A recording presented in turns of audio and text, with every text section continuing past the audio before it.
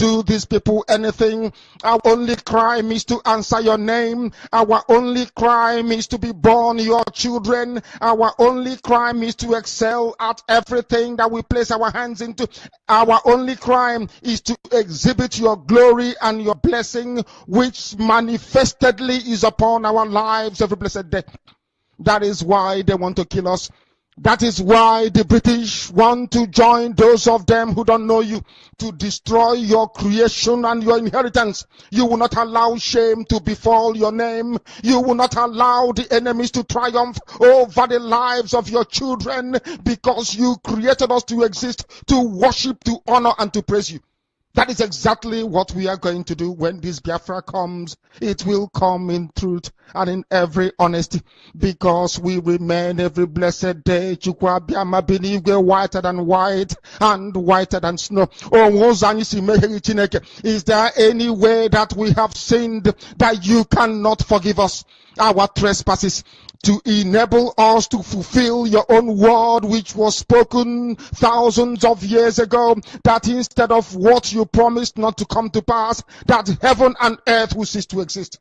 You opened your mouth to bless mankind to the coming of Yahweh Yeshua, who came here and said, let your kingdom come on earth as it is in heaven. Those words can never be in vain, because they are anchored upon your holiness and your magnificence. That is why in the end we know that Biafra will come, that these children that we have given birth to all over the world, and their children, and their children, and their children, as long as they give birth to them and they are Biafrans, they will worship you in truth and honesty. Through this very work we are doing, mankind will come to understand you. Let your miracle be wrought in our lives. Let us witness and behold your magnificence, your holiness, your mystery, and your grace under our command. O Lord of hosts, we call upon you. We call upon you to heal. We call upon you to provide succor to those of them who are inconsolable. We ask you to come and strengthen those who are weak. We ask you to restore hope where there is hopelessness. We ask you for inclusion where there is destitution. We ask you for one brotherhood, one camaraderie, one bone, one blood, and one flesh of your children. The Efiks and the Bibios, the Izon, the Shekiri, the Isobos, and also those of them from Isoko. We are traveling all the way to the lands of Igala.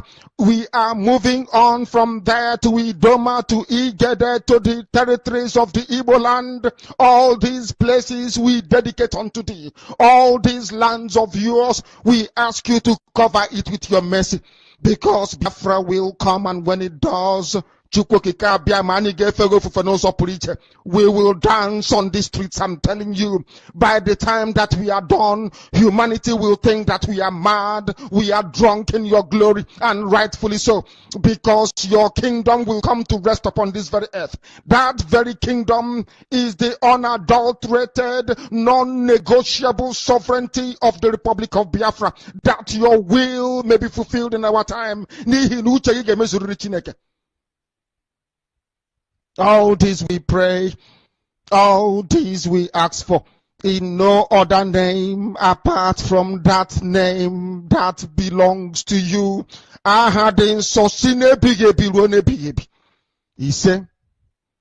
He said, when you look all around you and you see poverty in Nigeria today, you think it's by accident. It's not by accident. It is by design. Poverty and ignorance are important ingredients in the maintenance of feudal orders. The more you know, the more questions you would ask. And the richer you are, the more time you have on your hand to think. Your capacity to use your brain is a challenge to feudalism. That is why you have weaponized ignorance chasing Nigerians around. The poverty you also see is by design. Because the poorer you are, the less likely that you are going to ask questions of those who rule you. So you have this idea of feudalism that started as part of a culture, but that has transcended that culture. It used to be that when you're talking feudalism, people are waiting to see an emir, or they are waiting to see a sultan or an alkali. But the reality is that that idea, and that's where we come back to the ideas again, that idea is like a virus. I'm asking a very pertinent question. Is Nigeria working for you? Major General Muhammadu Buhari retired, knew the solutions to Boko Haram till he finally became president. He asked ex-President Jonathan to resign because of insecurity. He cried empathetically. He promised to end Boko Haram in 3 months. But now, he's telling us he's done his best to arm the military. Why isn't he resigning? Governor Fashola knew the solutions to providing stable power supply till he became Minister of Power, and darkness pervaded the land. After trying hard and giving excuses like he only plays a supervisory role, the ministry was assigned to someone else. Power grid, still they collapse. The NSAS protests were tagged insurrection. In fact, someone said Aisha Yusufu ought to be in jail for instigating violence. Then farmers were beheaded in Borno. Same person asked Aisha Yusufu to lead a protest. Aren't these people supposed to forbid hypocrisy? Is Nigeria working for any Nigerian today? From leaders hoarding food for the poor, receiving kickbacks from government contracts, to farmers needing permission to go to their farms. Is Nigeria working for you? Why is Zamfara's gold for Zamfara and Niger Delta oil for Nigeria? Why is Hisba destroying alcohol, but their state governments receive federal allocation from monies received via taxation, including tax on alcoholic beverages? Why are some federal roads abandoned to bandits and kidnappers? Who is in charge of Nigeria's security? The president is talking tough this time. Most times, he's as shocked by the rest of us by the absence of good governance under him. Regardless of his campaign promises and the manifesto of his political party, Nigeria has rolled back in terms of development. From Naira continually losing its value to our recently launched locomotive trains breaking down in the middle of nowhere. Nigeria has to be working for some people though. The government can do no wrong. To this set of people, their money isn't being stolen, even if the money is being borrowed, leaving debts for their own children to pay in future. Even if the leaders don't use public institutions, from sending their children to Ivy League schools abroad to getting medical treatment abroad, some people who have nothing and we need to donate money for their medical bills if they have a serious ailment, continue to hail the obvious lack of good governance till Nigeria happens to them. Then they get a little pissed. May Nigeria never happen to you. Say amen.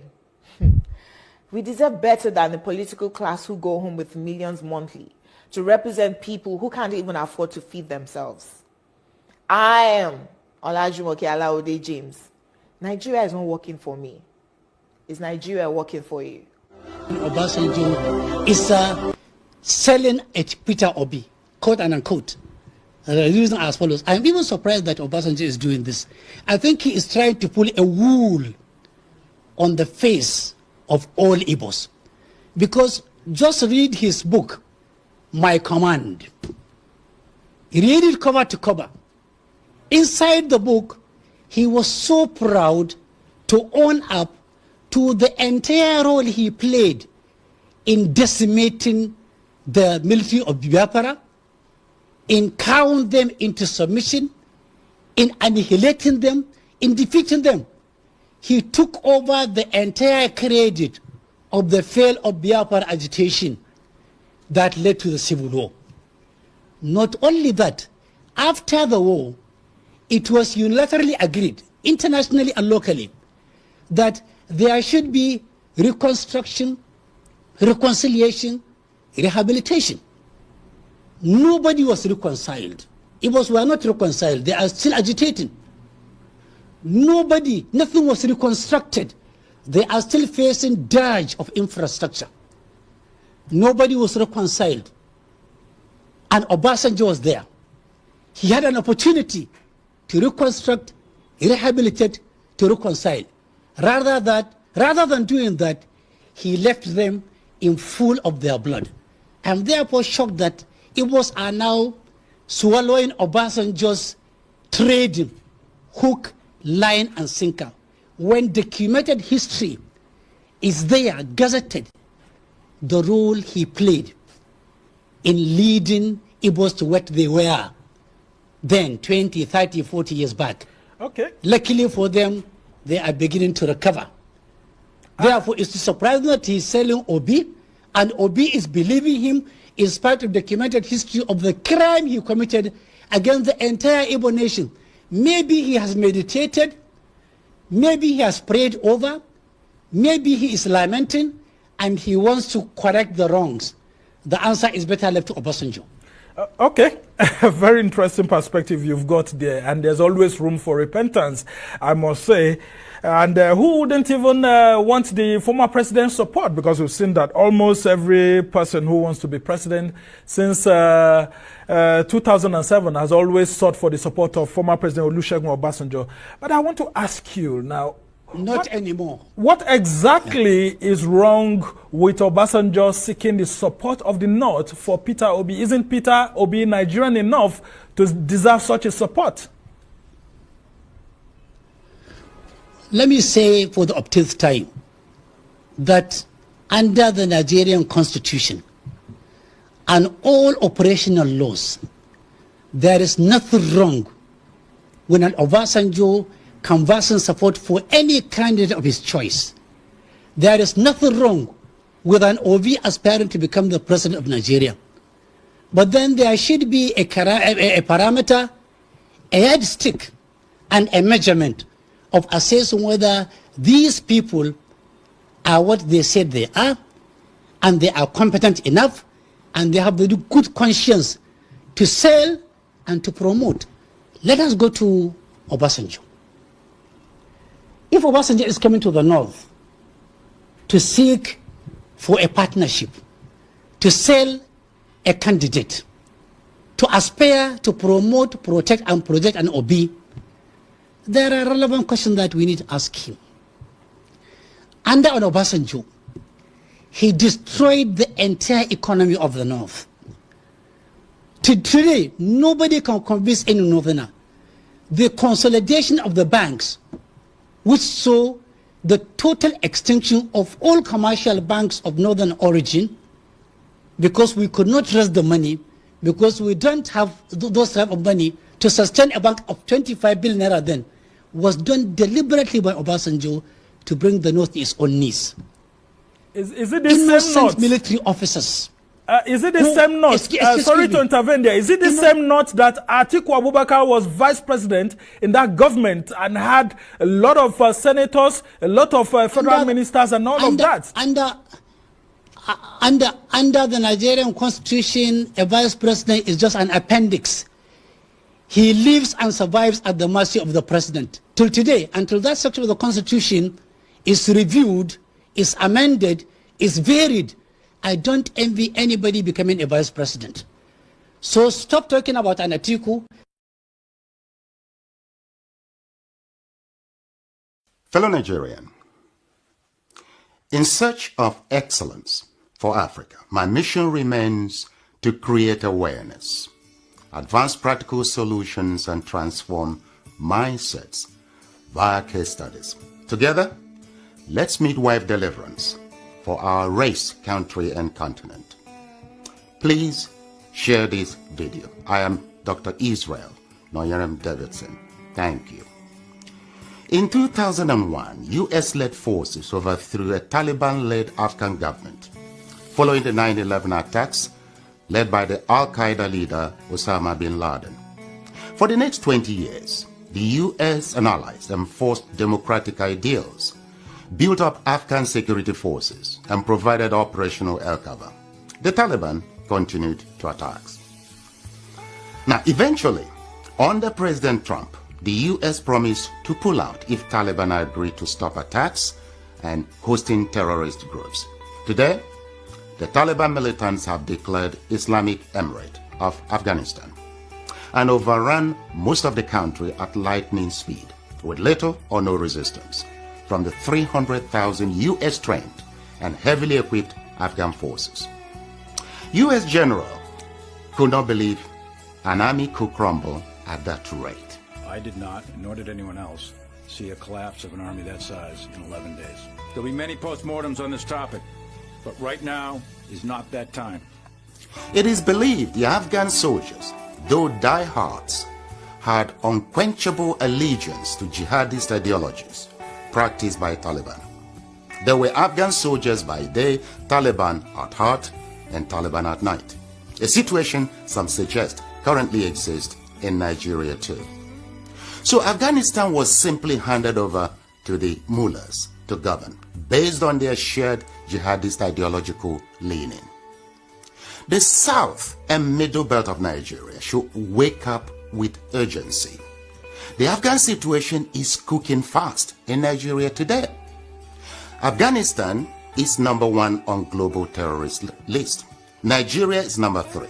Second, you have President Northwest Muslim, you have Senate President Northeast Muslim, you have INEC Chairperson Northwest Muslim, you have Speaker of the House of Representatives Southwest Muslim, you have Chief of Air Staff Northeast Muslim, Minister of Defense Muslim North, Chief of Army Staff Northeast Muslim, Inspector General of Police North Central Muslim, National Security Advisor Northeast Muslim, Director National Intelligence Agency Muslim North, Director General SSS Northwest Muslim, Comptroller General of Immigration Northwest Muslim, Comptroller General of Customs North Muslim, Comptroller General of Civil Defense Muslim North, Comptroller General of Nigeria Immigration Prison Service Muslim North, Acting Chairman of EFCC Northeast Muslim, Chief Justice of the Federation Northeast Muslim, Code of Conduct Head Muslim Northeast, Managing Director Post Authority Northwest Muslim, NIMASA North Muslim, NNPC Managing Director Northeast Muslim, Minister of Education Northeast Muslim, National Universities Commission Northwest Muslim, JAMB Southwest Muslim, and so on and so forth. We can keep on going on and on. Someone has said that the top 20%.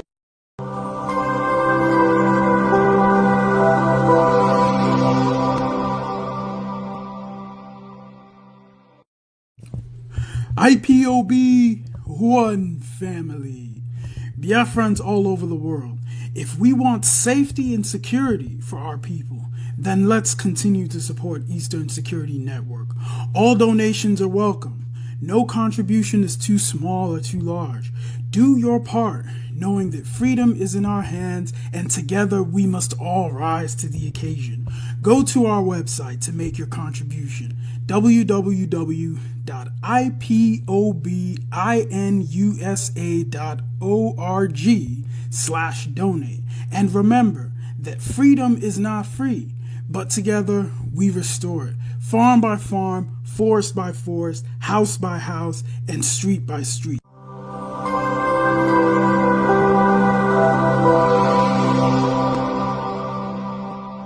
You must listen to her. Of course, you must go and listen to Simon Ekpa, who is doing a very fantastic job. Very great job that Simon Ekpa is doing. Very, very, absolutely fantastic job that he's doing. You must listen to him and share his videos accordingly. Very, very important. He is bringing a new dimension to this very awareness that we are making, and you must listen to him. Very, very important.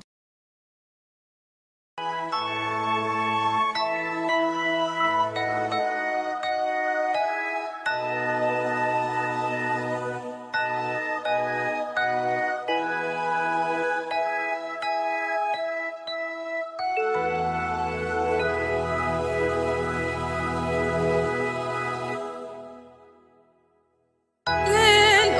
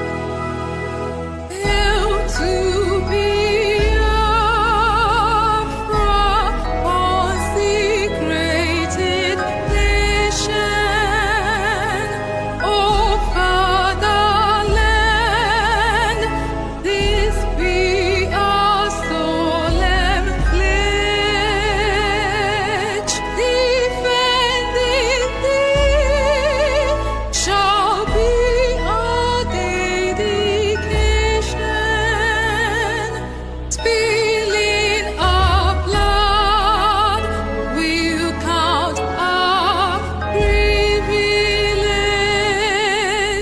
The wind that which emboldens the free shall always be a flag of liberty.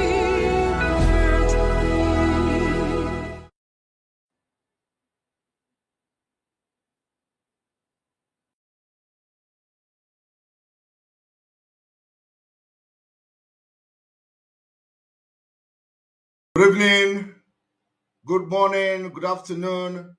Welcome to the program today, live and direct on Voice of Biafra 97.5 FM. Welcome live and direct on Enter Biafra channel 1 and 2. Welcome to this particular program as you are watching live and direct on Enter Biafra YouTube channel and on all Enter Biafra platform, and of course as being streamed live and direct on IPOB media platform all over the world. You can also add autopilot as you wish. I want to inform you today that we have just come to do something very, very important. We have come to continue to validate the expulsion of criminals who Mazi Nnamdi Kanu left behind before he was kidnapped.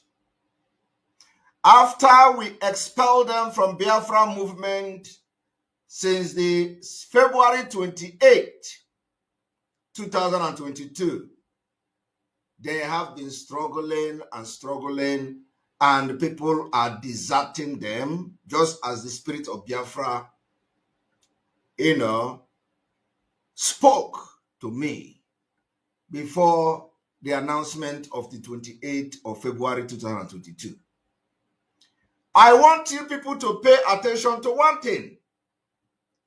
Everything I have said has come to pass. I told you that these criminals, after the 28th day of February 2022, they will be gone. And forget this thing that you see going on now. It is this like this. This one, punch this one, that one, punch that one. That is how you will hear them no more very soon. Go and mark my word. But I don't want to talk about them. But as time goes by, things will be happening for those who will say, oh, where is the evidence against them? All the evidences were presented to the Biafran people. So as things begin to happen and the spirit of Biafra will begin to make them confess, we will come to also bring evidences from their allies and from their own actions. So today, after I have not spoken about these criminals that were expelled, they call themselves DOS. We expelled them completely. I have not spoken about them for a very long time. So today, I have come again to put another final nail on their coffin.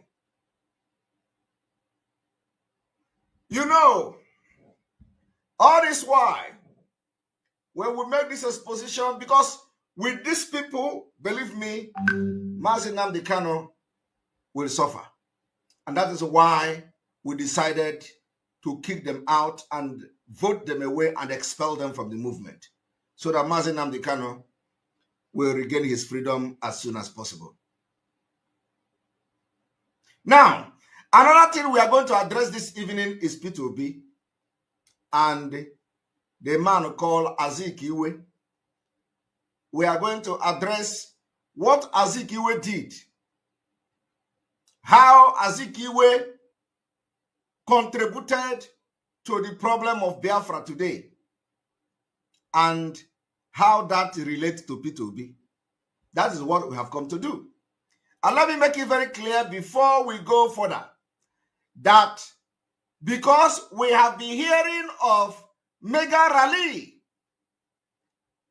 in Imo State, and it seems as if they are actually organizing mega rally in Imo State, truly, to show how ready Biafrans are to leave Nigeria by 2023. We hereby declare 20th of this month a complete lockdown and sit at home in Biafra land. If that is a joke, on the 20th of this month, Biafra people will take that joke very seriously. So let this thing go around Biafra land that on the 20th of this month, 20th of August 2022, will Biafra be locked down to demonstrate our readiness to leave. Any day those people are joking with political rally or 1 million whatever man rally, they will think twice before they announce it in the public. On the 20th of this month, Biafra land will be order lock and key.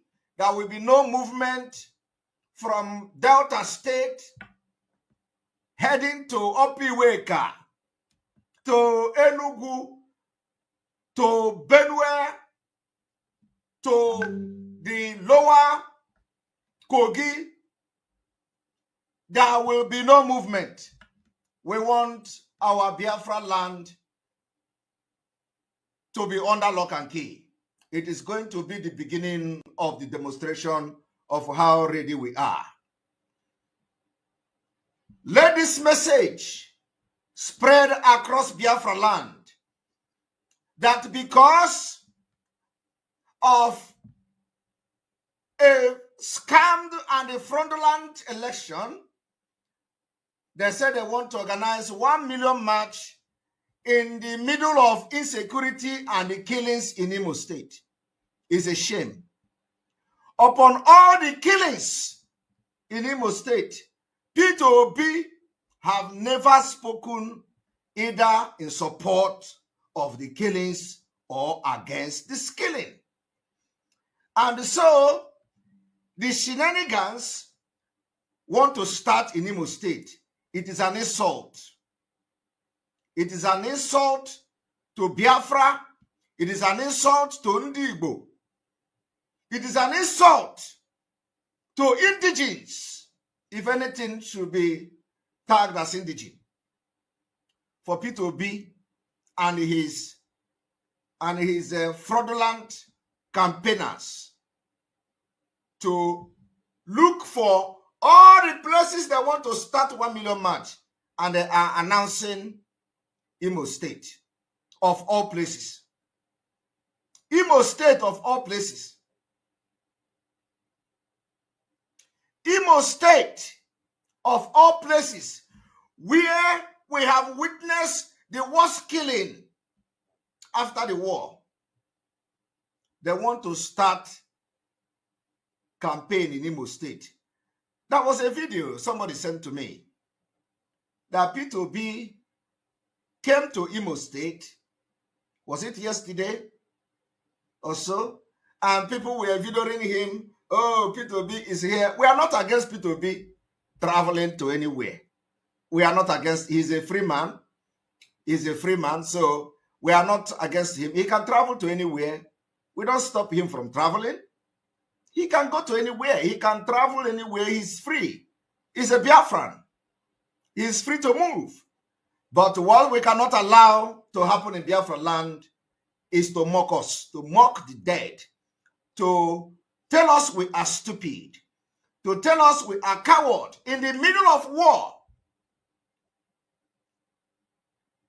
14 innocent young men were murdered in their cold blood. P2B did not speak. Houses, villages, women and children are raped on daily basis in Imo State and killed. P2B have not spoken. The crisis in Imo State is not yet the kind of crisis that was of them. What is going on?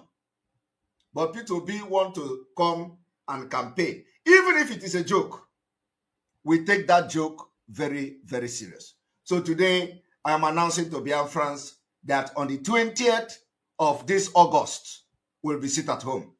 This particular sit at home will be enforced by Biafrans all over Biafran land. You have to rise up and enforce it. Make sure that those businesses everywhere, transportation will be locked down. It is called civil disobedience. We need to speak. We need to try to start showing them. If you want Biafra to come, if you want your freedom from this evil entity, it is time we start to demonstrate it. And this demonstration will begin from the 20th of this month. I want you to understand that they thought it was a joke. They thought it was a joke. They thought this Biafra coming in 2023 is a joke. They thought our freedom in 2023 is a joke. They are still dreaming. Oh, lion is here. Come on, come on. And the people will run and there's no lion. The king in the community.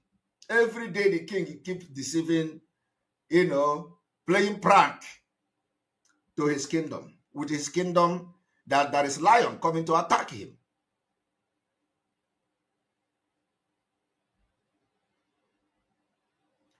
Let me tell you, somebody asks, what if they change the date? If they change the date, it becomes a prize that their joke has brought in Biafra. We are not taking our word back. We are not taking our word back. If they change the date, we are going to declare it at home on any date that is any political rally. We are going to show how serious and resolute we are. It does not matter. If they change the date, we are going to declare another one. Any day, any political rally in Biafra land, that day will become sit at home. They don't know. You see, it is time you demonstrate how crazy you are. We want to show them that all of us are mad. But our madness will be channeled to something very productive. We want to show Nigeria that we are all mad. It is not only Fulanis that are mad. It is not only the terrorists that are mad. We, the Biafra people, will show our collective madness. Going forward, in this election, it is bomber to bomber. From beginning and start to finish.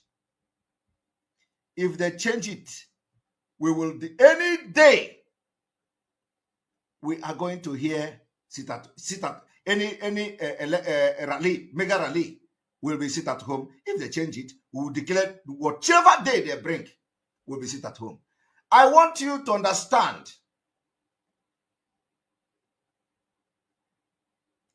what you should know is that anybody that is coming to tell you that they are going to fight Biafra, let them come.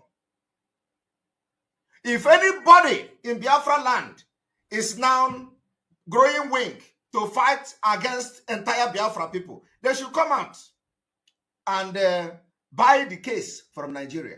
You know what they are doing now is that they want to buy the case from Nigeria. You know how these people do.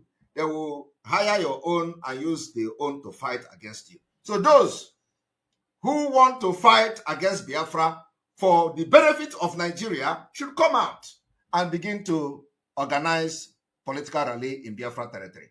And then you are going to know whether you are owner of Biafra or whether Biafra people own Biafra land. Having said this, we are going to go straight to our broadcast today, which I have just said. First of all, addressing these criminals that we have actually expelled. We want to make it categorically clear that The criminals in DOS has been expelled. That office is no longer existing. It will never exist until Mazi Nnamdi Kanu comes out. And I believe that if he comes out, he is going to scrap that particular office. So anything DOS does not exist in Biafra movement again until our leader comes out. Now let me tell you, I have listened and observed when they say, oh, they have replaced Mazi Nnamdi Kanu. They have replaced Mazi Nnamdi Kanu, and there is a new leader. There is a new acting leader. I want you to understand that they actually said it. And then after they saw how Biafra reacted to it, they came back and started denying it. The same sewage rat that they are paying PP not to attack and blackmail people on social media. All of them started sharing it. Oh, IPOB have a new leader. IPOB have a new leader. And when they saw the reaction from Biafrans, that is to show you that Biafra actually left them. That is to show you that our pronouncement is spiritual. When we say they will cease to exist from 28th of February, they thought we are joking. They thought we are joking.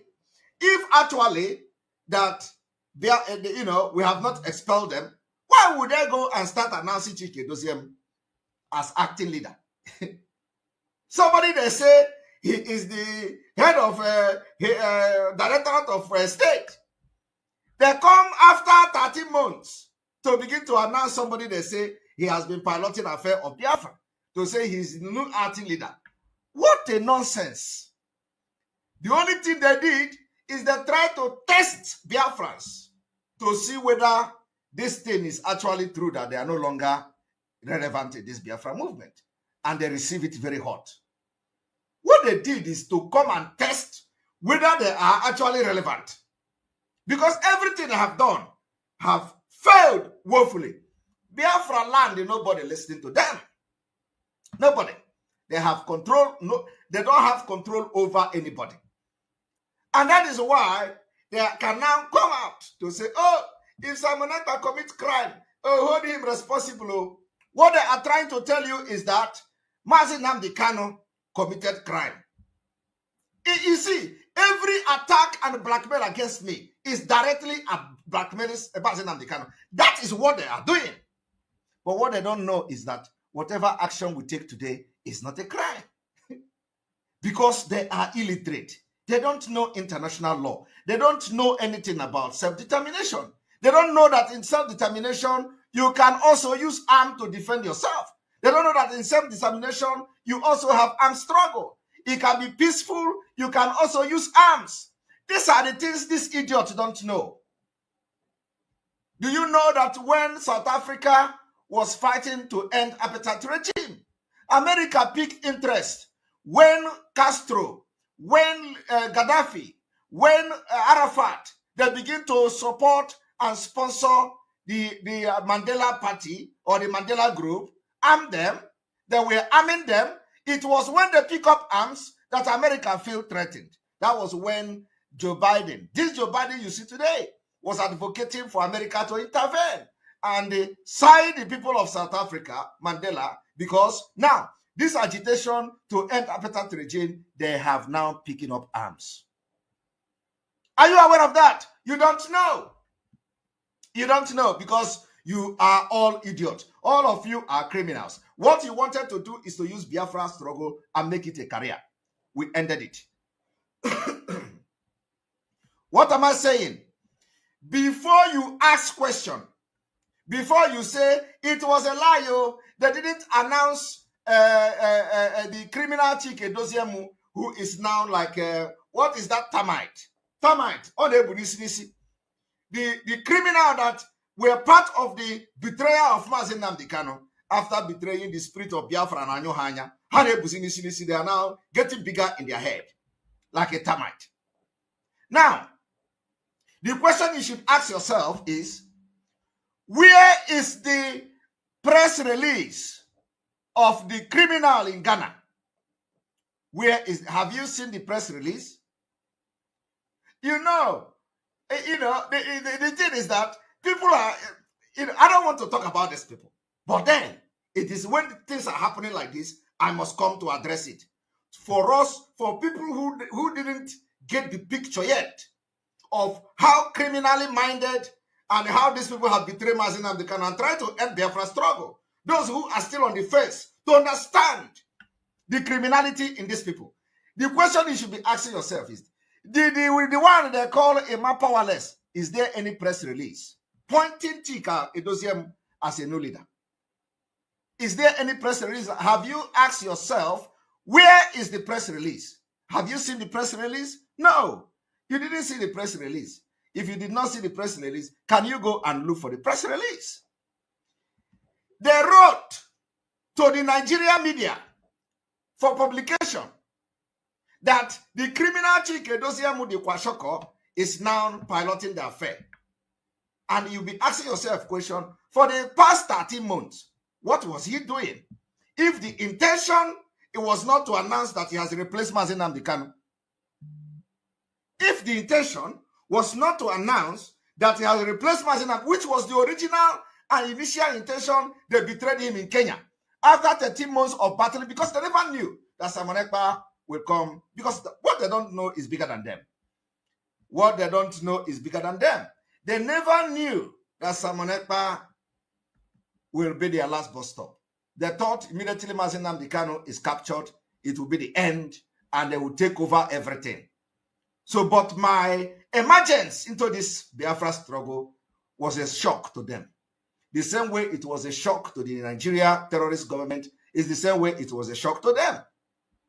They begin to fumble, they begin to, when you have calculated everything without knowing that somebody like Simon Ekpa and Omada and other people are there, you are going to, so everything they know was just let us betray Mazi Nnamdi Kanu, and that is the end. And that is why immediately the message came for me to broadcast on Radio Biafra. They fought with everything in them. They fought with tooth and nail. Hey, if I tell you, if I show you the messages that they were releasing on their platform that time, let us go and announce Simon Ekpa. Let us go and fight him now before the guy grow wing. I have all those messages. I have never shared it to Biafrans. I have every messages from the DOS WhatsApp group where they are discussing how to fight Simon Ekpa. They will have a meeting and say, let us go now and fight him. They will go on social media and start fighting. I was just pretending as if I don't know what was going on. We have eye everywhere. Everywhere I have eye. And even your family, even your brother, your sister will send it to me whenever I want. The eye is watching. The eye of the gods is watching. I don't care. I know they hide. I know they hide. The eye of the God is watching you. As I want it, when I want it, and how I want it, it will come to me. Every evidence I want. Except I'm not interested. I am telling you the fact. Except I am not interested, I will not get evidence to expose you. But if I pick interest, within 2 days, your evidence will come. Ask them for the past 1 year. They have been saying, I will expose Simon Ekpa. They will expose Simon Ekpa. Ask them to expose Simon Ekpa now. No. They go under anonymous. They say anonymous. Go and tell them that he collected $2.7 million. $2.7 million from Nigeria government. Yet, they are shouting and calling on Nigeria government to arrest him. It is a him. Yet, so how can we be calling Nigeria government when they are the one who paid me $2.7 million? $2.7 million. And they still think that Simon Ekpa is nobody. Of course, that is what they used to deceive themselves. Today, that person that they say is nobody, they are now coming to Radio Biafra to call his name and say, oh, international community, we are putting you on notice. Heaven community, we are putting you on notice. Simon Ekpa is not an IPOB member. Simon Ekpa, and these people don't even know who they are. They don't even know the meaning of IPOB. They don't know what is IPOB. It's a shame. It's a shame. Simon Ekpa is not IPOB member. IPOB member and I asked them, the people you were controlling for the past 10 years, are they IPOB member? The people you were controlling and giving order to obey in Biafra land, are they all registered IPOB member? The market women that have obeyed your order when you were still relevant, were they IPOB member? Why don't you give order and tell people who have registered as IPOB in Biafra land to obey the order? Why don't you give order and say, all the people that have registered IPOB members, please, we are talking to you. Just sit at home. No. When they want to give order, they give order to Biafrans. And when they want to agitate, they say you must not agitate because you are not a member. That is stupidity. Fools. That is why in this autopilot, as they call us, which is the original IPOB, we don't have any registration. Every Biafran is autopilot IPOB. Every Biafran is a member. Every Biafran can agitate. You can join us. You don't need our oath to be working for Biafra people. We don't need oath. They use the oath to deceive our leader. The person that brought oath to IPOB is called Omiomio. Omiomio was the person that brought the idea of oath. Because of the betrayal, the way they were betraying each other, they brought the idea in Spain. It was because of the betrayal. And let me tell you, you can't have the oath stop the betrayer, have the oath stop them from betraying each other. The oath did not stop them. You see how they are calling other people named to kill. Oath did not stop. Oath cannot stop anything. The only thing that stops is the conscience. The oath you have with your conscience and with God. You come genuinely to fight for Biafra, you fight for Biafra. Oath did not stop them from betraying Mazi Nnamdi Kanu. Oath did not stop them from selling Mazi Nnamdi Kanu in Kenya. So these are the bunch of illiterate.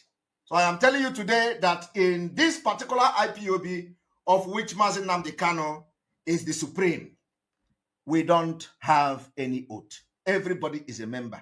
And those who have their genuine heart to come to work for Biafra will come, and autopilot will welcome you. We don't have any oath because the people we are fighting for have not taken oath to obey our orders. The people we are fighting for, like we have ordered sit at home on the 20th of this month, August 2022, the people that are going to obey this order are Biafrans that are not oath takers. These are Biafran from anywhere you are, you listen to this order, you obey the order. You don't need to be a member. You are already a member, you are already a Biafran. So the order we are giving is for you and you obey it for your best interest. But of course, that is not what I have come here to do. So I want all of you to understand one thing. The days of the criminals are over.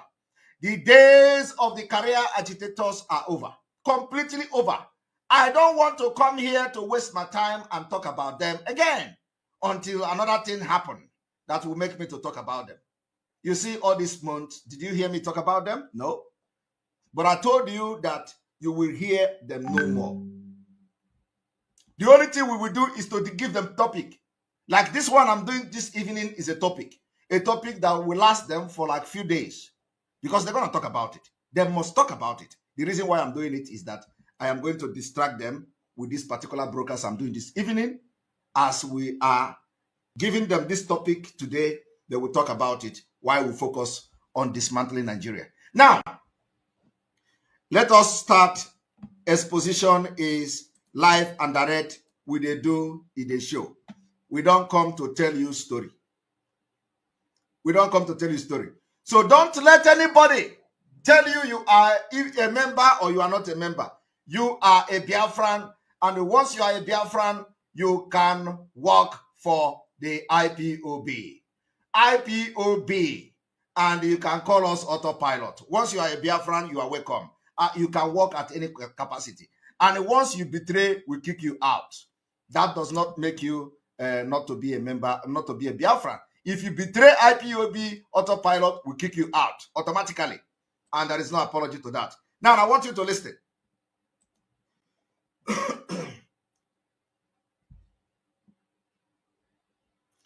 I want you to look. They say, Biafra, IPOB names Chika Edozie ha as Nnamdi Kanu replacement. And when this news came,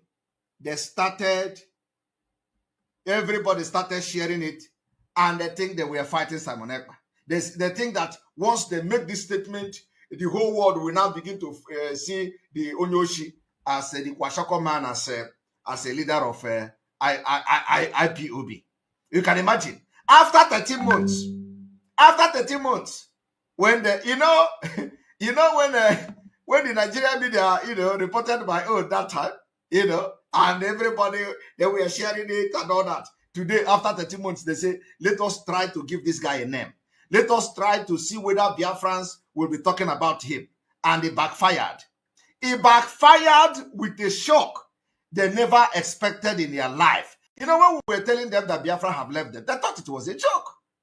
They gave order. Nobody responded. They said, don't sit at home. Nobody responded. And all they do now is to rant. If any crime happened, we hold him responsible. Nobody listened to them. They have countered our orders several times, and nobody listened to them. Like this 20th of August, this Imo State rally. They will counter it tomorrow. You will see. They will say, IPOB, they did not order any sit at home.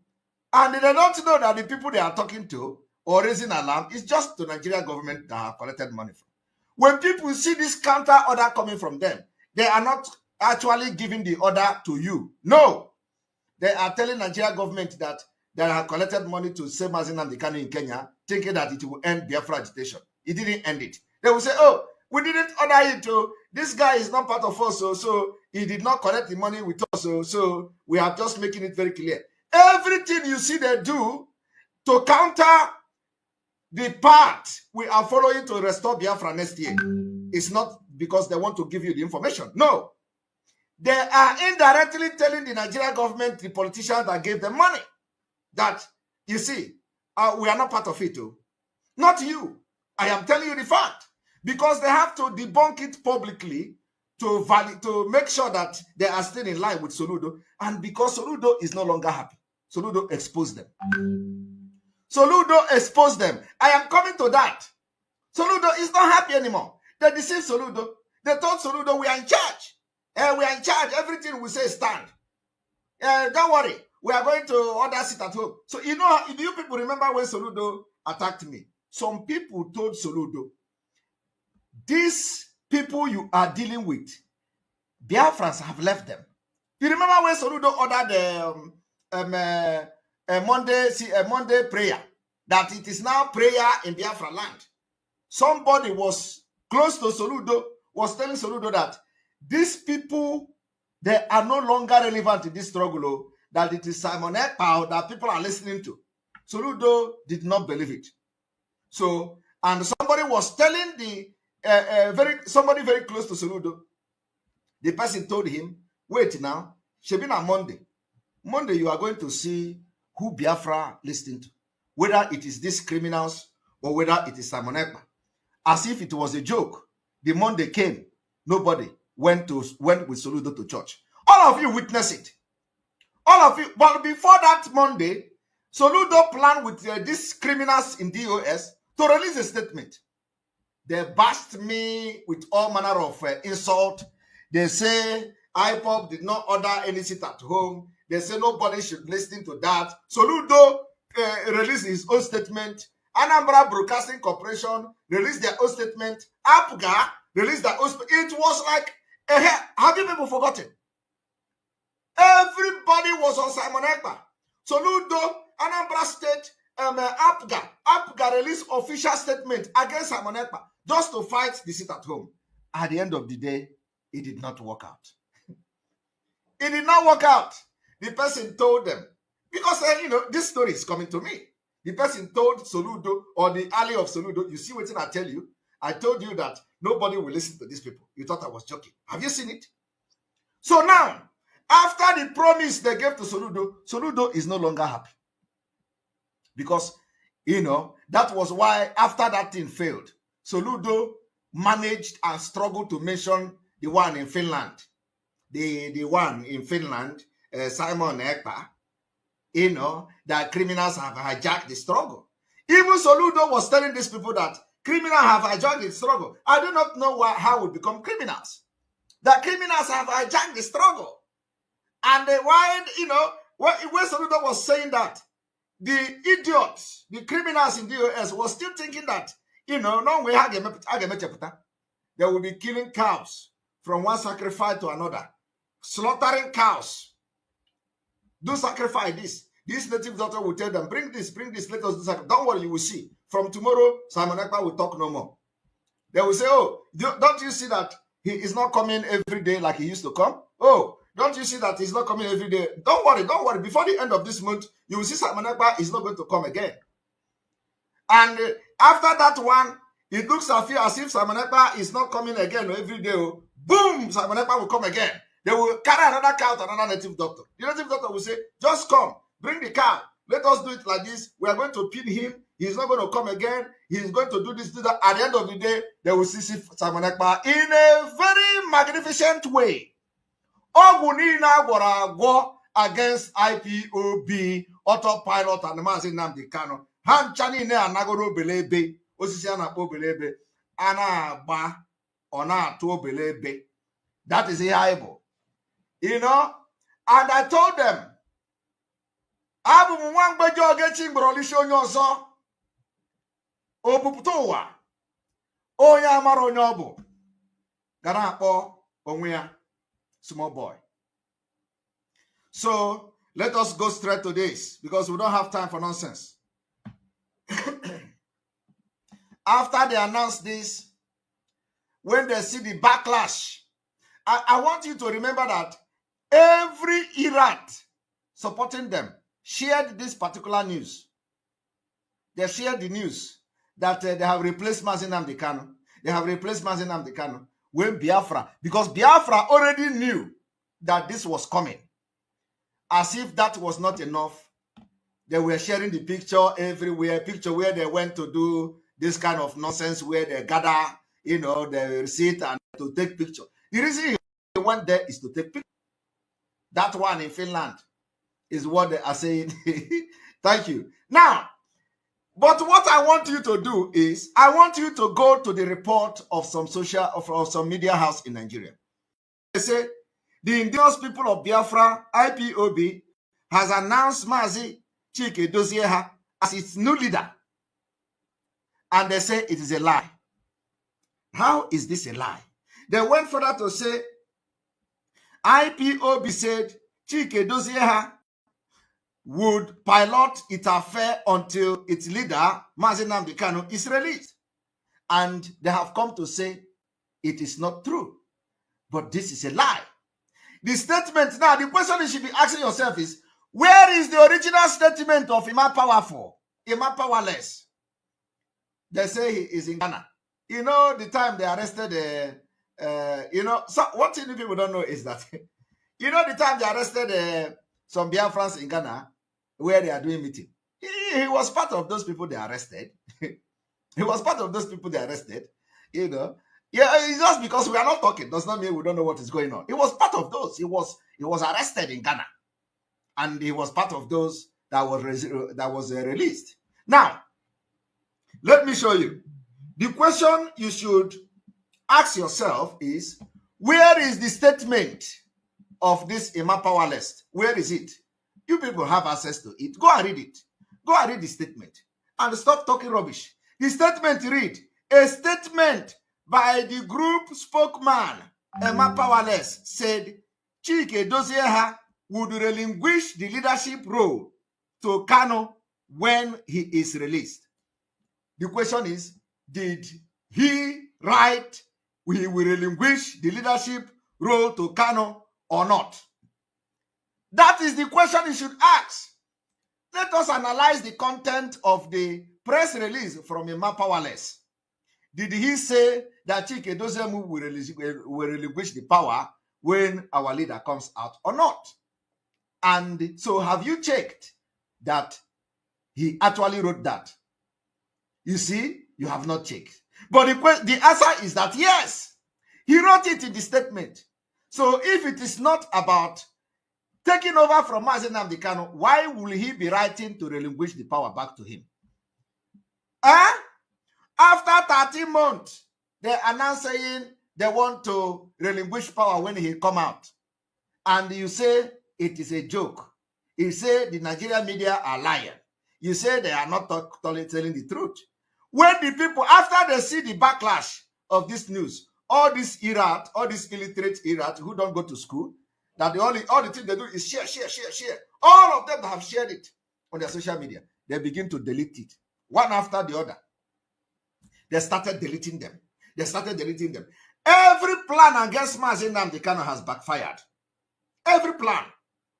So if you are in a place, they say that report that Chike Dosieha have replaced Mazi Nnamdi Kanu is a lie. Ask them, where is the original press statement from Ima Powerful? Because that statement, says it.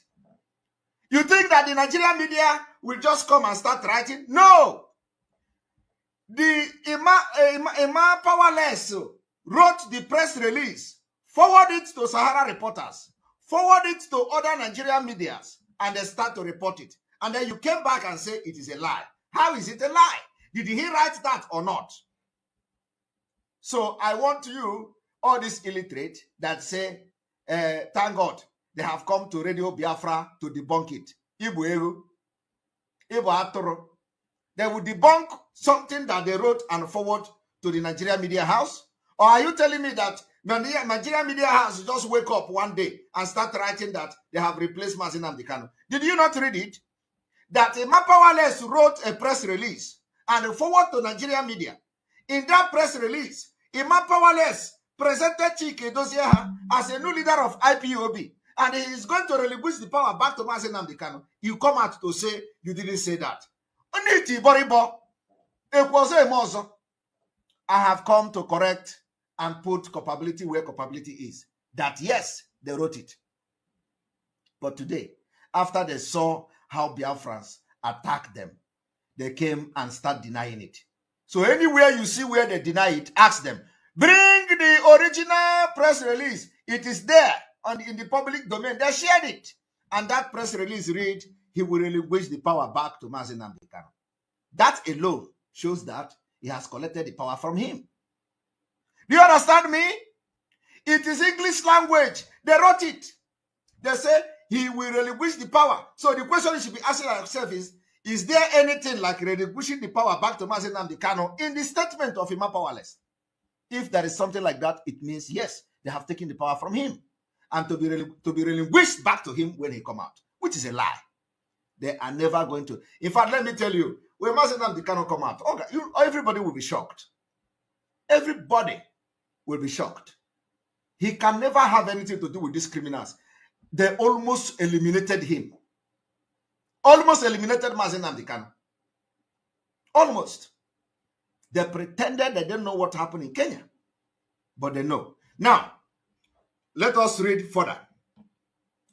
This press statement said, in the statement read partly.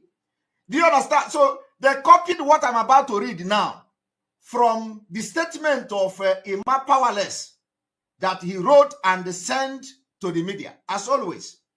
So the statement read, for the avoidance of doubt, the Directorate of State of the Indigenous People of Biafra, DOS, headed by Chike Dosieha, is at the helm of affair of the Biafra movement. Whenever our leader, Mazi Nnamdi Kanu, comes out, he will hand over IPOB structure back to him. This is the correct, they copy it and paste. So for the past 13 months, they did not say they are going to hand over the structure back to Mazi Nnamdi Kanu until they thought they have succeeded, and now it is time to start to bring out their color, to plan coup, to destroy Mazi Nnamdi Kanu. They removed his name from the registrar in UK. We exposed them. They went back and put him back there. It is still not enough. We exposed them. They put somebody called Sophia Kalo. The same Sophia Kalo was in a fundraising where they raised fund. In a fundraising that They invited people to come and donate, contribute money for the release of Mazi Nnamdi Kanu. After they raised that fund in the name of releasing Mazi Nnamdi Kanu, they are now in a meeting where they say that money will not go for the release of Mazi Nnamdi Kanu again, that it is going for the Biafra referendum. I do not know that Biafra referendum need money that you are going to pay for Biafra referendum. They change it. Criminals. You don't raise fund in public for one thing and use it for another thing. You don't raise fund. This is what I have been doing for many years, and Biafra will never come with these people until God brought us. They connive with each other, raise fund in the name of to release Mazi Nnamdi Kanu, only to come to a meeting where they say that money is not going to go to release Mazi Nnamdi Kanu again, that the money will be channeled to the Biafra referendum. Somebody asked the question. I have the video. I have posted it on Twitter. The video is there on Twitter where they say it with their mouth, because we don't come to talk. So how can you be fighting for Biafra? You raise money in the name of release Mazi Nnamdi Kanu. After you have collected the money is in your hand now. You have come in a meeting to tell people that that money is no longer for the release of Mazi Nnamdi Kanu. Rather, it is for Biafra referendum. Arumelo. If not that God brought us to chase these people away, you will never see Biafra. Today, they are still conniving with the politicians, and they will turn around and accuse me that they are the one, that I'm the one who is working with Nigerian politicians. Everything they accuse other people is what they are doing. When they accuse you of kidnapping, they have done the kidnapping. I am telling you the fact. When they accuse you of a crime, they have committed the crime. And that is what has been going on. When they accuse you of killing, they have killed. But have that moved me for the past 30 months? The answer is no. Now, so I have been able to settle the lies of it didn't happen. That they did not say Mazi Nnamdi Kanu have been replaced. I have told you now, and I have said, if you want to know whether they have actually replaced Mazi Nnamdi Kanu, in their press statement they sent to the Nigerian media, go and look for the press release. It is there. You are going to read the entire press release. You know, people don't know what is happening. People think that, you know, we need to refresh one moment.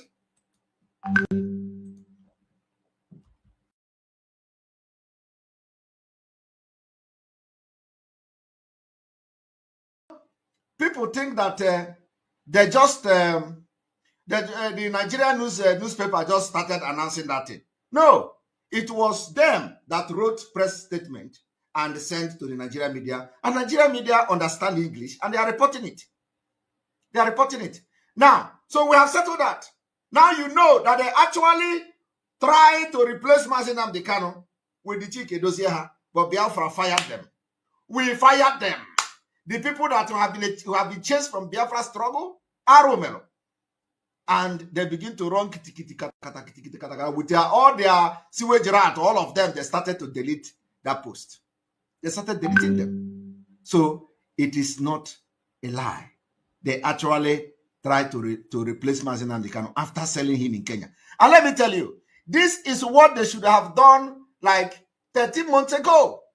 But because of Simon Ekpa, they were trying to kill Simon Ekpa first. They want to eliminate Simon Ekpa first so that the road will be clear.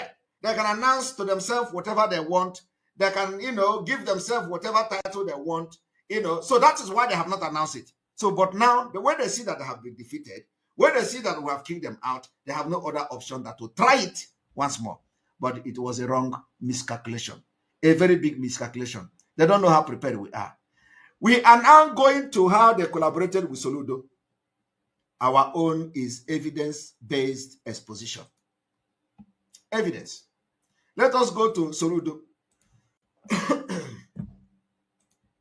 Before we go to Soludo, let me give you background of what they did. After they know that Biafrans are not listening to them again, they went with Soludo and connived with Soludo. They told Soludo they are going to end the Biafra struggle. Mazi Nnamdi Kanu has been captured and ESN will be destroyed. Nobody will raise funds for them again and all that. So Soludo embraced them. Soludo gave them money. After that, they begin to go after those that they feel are not obeying their order. That was when ESN, our men, didn't actually know what was going on. Some of them that time believed that I was working against Mazi Nnamdi Kanu. I am telling you. Some of them, they believed that I was working against Mazi Nnamdi Kanu. Those who realized what I was doing on time was tagged Sabo to be eliminated. They eliminated a lot of people paid price for, supporting what Simon Ekpa was doing. I am telling you the fact. A lot of people died. That is why I can never forgive these people. A lot of them were killed for supporting Simon Ekpa. Just like that. They say they are Sabo. They give them one name, kidnappers. They give them one name, criminals, and they kill them. They paraded their body. And the worst part of the thing is that these people that they killed, I never spoke with them. I never had anything. I never had the opportunity to speak with them. I don't know what they look like. I have never spoken with any of these people that were killed. They say it's Simon Ekpa. They say they are criminals just because they come to understand at the early stage what I was doing is right. Today, everybody agree with me. But what about those that were killed for just understanding me that, yes, what I was doing was right? They were killed. I do not know anybody called Baby Bush, but they say he is working for Simon Ekpa. I have never spoken with that Baby Bush, but I was against anybody killing any Biafran for whatever reason. You don't have the right to take anybody's life. Nobody give you the right to take anybody's life in Biafra struggle. So it does not matter who you are. When anybody that I have killed and mentioned their name already, Biafra, I have always come against it. Does not mean that I know who they are. I've never spoken with the Baby Bush. They say he's working for Simon Ekpa. They have killed him. They killed that guy and they paraded their body. And they was shot and they were singing, Mazi Nnamdi Kanu is another savior. They paid people to come and parade the body of a Biafran who have carried arms and take oath with them to fight for the restoration of Biafra. Because whether he deviated or whether he don't like them anymore, they gave him a name like a criminal and they eliminated him. They paraded his body in Biafra soil and they were singing Mazi Nnamdi Kanu is another savior to implicate him. The same people turn around and say Simon Ekpa is doing something. What do you call that? Extrajudicial killing. You want to show people that you have power to kill. You kill your own, who was once eating in the same plate with you. You parade his body. You parade his body naked. I can never forget that. And I make it very clear before God, I do not know who Baby Bush is.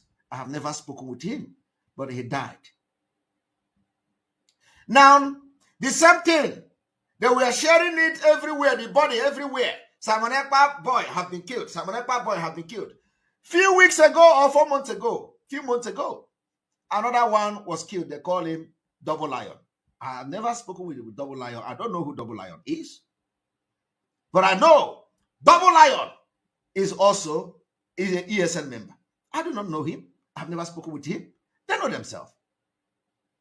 After they killed him, they paraded the news, all the erat of the DOS expelled criminals, paraded the news. They were announcing it everywhere.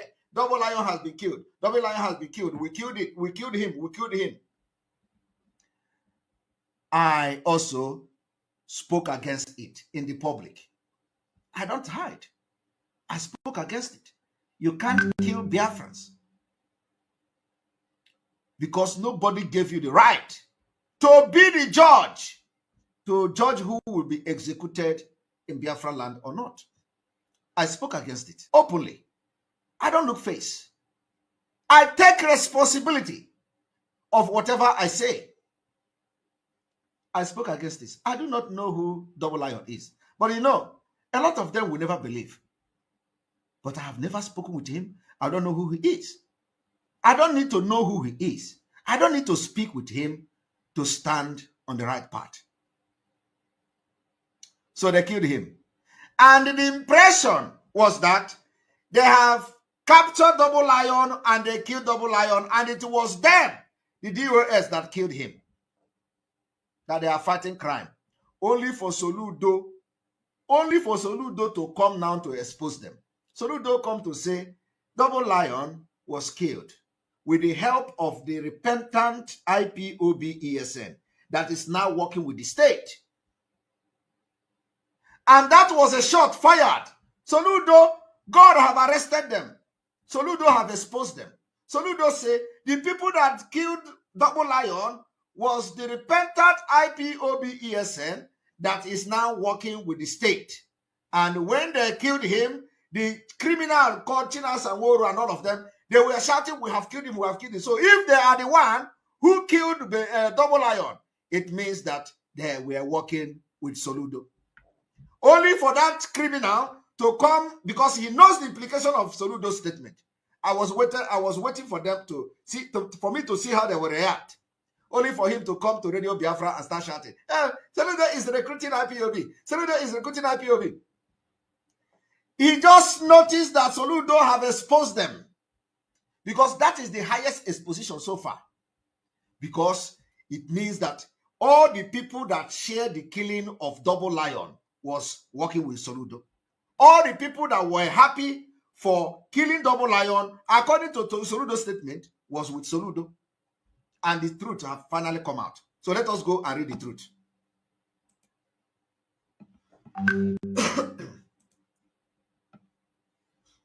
They say unknown gunmen, now known. They are Igbo who kill for human organs. Are you hearing what Soludo is writing here? Soludo is now trying to, exonerate the Fulanese, who everybody have known that they are killing our people and harvesting their organ. So all those accusations coming from these criminals has been trashed by Soludo. So Soludo now tell you that unknown gunmen in Biafran land, which are some of them, are Fulanese. You are even DSS is unknown gunmen. You see the DSS guy that was killed. Soludo say they are the one, who kill for human organs. So if anybody is killing for human organs, is it that they kill for human organs and come out and accuse other people for killing for human organs? I want you to listen. This is him. Majority of them are Igbo who kill human organs for rituals. Their objective being lucrative criminality. Soludo. Are you people hearing it? This is what the criminals DOS we chased away from Biafran struggle have done. Now listen to the story. As you are watching this program, you need to take your phones and hit the like button for other people to come and listen with you. Now, after wreaking havoc in various communities in Anambra State for several months, during which many people were kidnapped, killed, and sometimes beheaded, many of the so-called unknown gunmen have at last become known. Are you listening? Now, many of them whose dreaded camps in the thick forest in the state have been raided and destroyed, have been running their mouth and narrating their escape, signifying that they too are, after all, mere human beings. Soludo continue. In a space of 1 year, no fewer than 30 persons, including security operatives, lost their lives through the activities of the unknown gunmen. Many police stations and operational security vehicles were also burnt by the gunmen during their operations. The situation was so bad that the November 2021 governorship election in Anambra State was threatened such that the electoral umpire INEC almost mooted the idea of suspending the election. It was at the height of the unknown gunmen saga in the state that Dr. Chike Akunyele, the husband of the late Professor Dora Akunyele, was killed. And Soludo is mentioning the death of this man when we have called Soludo to set up the investigative panel. Let us know who was behind the assassination of this man. Soludo have not done it, but here he is mentioning his name.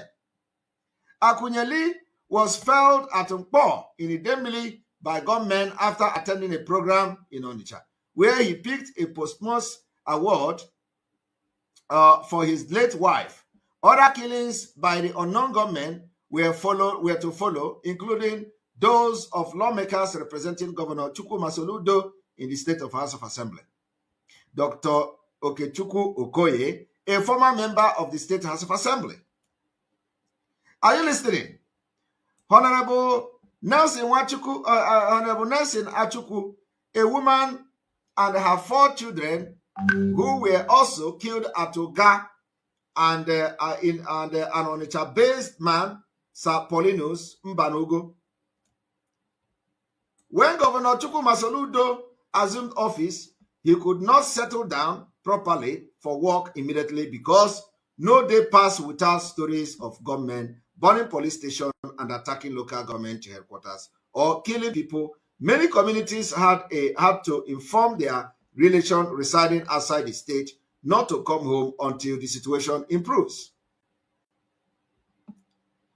Realizing that no meaningful achievement could be recorded under a such situation, Soludo swore to recover the state first before going into the execution of his promised programs for the people. And so the battle began. First, he revived the Anambra Vigilante Group and empowered them to be able to face the usual heavily armed gunmen. The same Anambra Vigilante Group, the second in command, is now in police custody for kidnapping. But Soludo did not tell you people that. Is it a lie that the second in command of Anambra Vigilante Group is in police net for kidnapping? From all indication, results of the governor's action are positively showing. Recently, 8 persons suspected to be connected with the murder and beheading of the late Honorable Okechukwu Okoye, the lawmaker representing Governor Soludo's Agwata constituency. 11 and his aide were arrested by security operative. Few others have also been picked and they are assisting security operative in locating the camps in the forest. In this forest, such items including coffin, charms, dangerous drugs, women, cars of all makes, and a large sum of money were common features. Following the routine and the smoking out of these gunmen from their camps in forest, normalcy is gradually returning to the various communities. The routine started with the destruction of one of the most dreaded camps located in the thick forest along the bank of Osaekwe River, bordering Ihala and the Ogwu Aniocha in Obaro local government area, where the supposed king of the gunmen, popularly known as Double Lion. I want you people to pay attention. Popularly known as Double Lion, held sway. On the day he and the 4 of his members were killed, Double Lion didn't see it coming, as they were easily gunned down by their breakaway colleagues. Are you hearing it? By their breakaway colleagues. These breakaway colleagues is Chinasa Nworu and their DOS. These breakaway colleagues are all the people that were sharing the killing of Double Lion. These breakaway colleagues are now working with the Anambra State government. I want you people to listen. They were coming as they were easily gunned down by their breakaway colleagues who have since repented and are now working for the state. Are you hearing it? They are now repented and they are now working with the state. Immediately, Chinasa Nworu, the criminal, saw this statement. He know that Soludo has actually busted them, trying to, educate the public. He ran to Radio Biafran and started shouting, Soludo is recruiting IPOB. Soludo is recruiting IPOB. We are warning you. We are doing this. We are doing that. It's a lie. He knows that Soludo has busted them. He knows. He knows. So he came and started shouting. But it was the same group that Chinasa Nworu was, sharing the killing of Double Lion. It was the same group that all their Irat and all their sewage rat, they were boasting, sharing how they killed Double Lion on Radio Biafra, telling how they killed on Double Lion on Facebook. Go to their pages if they have not deleted it. Go to their pages. They shared it everywhere. They call Simon Ekpa. Oh, they have killed the man. Simon Ekpa and his boys. They have killed. I don't know who Double Lion is. I have never spoken with him, but this is bad. I want you people to know how these people try to destroy Mazi Nnamdi Kanu legacy. How these people want to destroy everything that Biafra have labored for years, just for their selfish interests. Because Mazi Nnamdi Kanu started working with people who they believe he brought through the back door. Because Mazi Nnamdi Kanu started giving tax to people who they believe will come and block their bread. Because Mazi Nnamdi Kanu brought somebody like Simon Ekpa from the back door, as they used to say it. And for that reason, they decided to betray him and destroy him. They say, oh, we started this thing with you. You just, you see, so you think we are not human. You think we are not nobody. Simon Ekpa just come from nowhere. We know who he is. He's a criminal. He's this and that. You Simon Ekpa, you're now working with him. You're now doing with him. You're talking with him. We thought, before Mazi Nnamdi Kanu came to my program to have interview, it was a battle. It was internal battle. It was battle of Armageddon. I am telling you the fact. And they are not hiding their mouth. They are saying it publicly. Before Mazi Nnamdi Kanu came to my program, it was battle of Armageddon. They fought against it. They say he must take oath. They say, no, don't talk to him. You must not pick this guy call. Don't talk to this guy. They were all scared because they know that an extraordinary human being is coming to this struggle. All of them were peeing in their pants. The day Mazi Nnamdi Kanu was to appear on my program, it was on the phone. Everybody was on the phone with him. Don't come. Don't go to Simon Ekpa program. Do not go. He must take oath. Don't go there. That guy is not pure. He is not genuine. Don't trust him. It was a war of Armageddon. I am telling you the fact. This I have never said in the public, but they are saying it. Everybody was on the phone with him. This one will call. That one will call. Don't go. Don't go. Don't do. Don't do. Don't. They were so scared. And if you look at what happened today, you find out that the native doctor that told them to be scared of Simon Ekpa did not lie to them. He did not lie. Because I have not even showed them what I'm made of. But at least they have seen it. They have seen that now. Aboromanwana tata. It may comb like this. You will be infected. If you eat me as a meat, or cancer kineri, gina cancer maybe, or cancer you finish egg, come and eat me as a meat. If you eat me and go to sleep and wake up, you know, you can't eat me. They know. So they tried everything to stop Mazi Nnamdi Kanu from appearing on my program. At the end of the day, I defeated them from there. The defeat of these criminals started from there. I defeated them. Everything the game they have brought, I have defeated them in the game. Our game, chess play, chess game. Well, chess. They come from there, I defeat them. They come there, I defeat them. Every place they have come, I have defeated them with the power of God. I am telling you, if you think I am a meat you can eat, Bialie, he read the cancer. Now, did you hear it? After they have been busted by Soludo, they now come to Radio Biafra and start shouting, hey, Soludo is recruiting. Here Soludo said, let me read it again. On the day he, Double Lion, and the 4 of his members were killed, Double Lion didn't see it coming, as they were easily gunned down by their breakaway colleagues who have since repented and are now working for the state.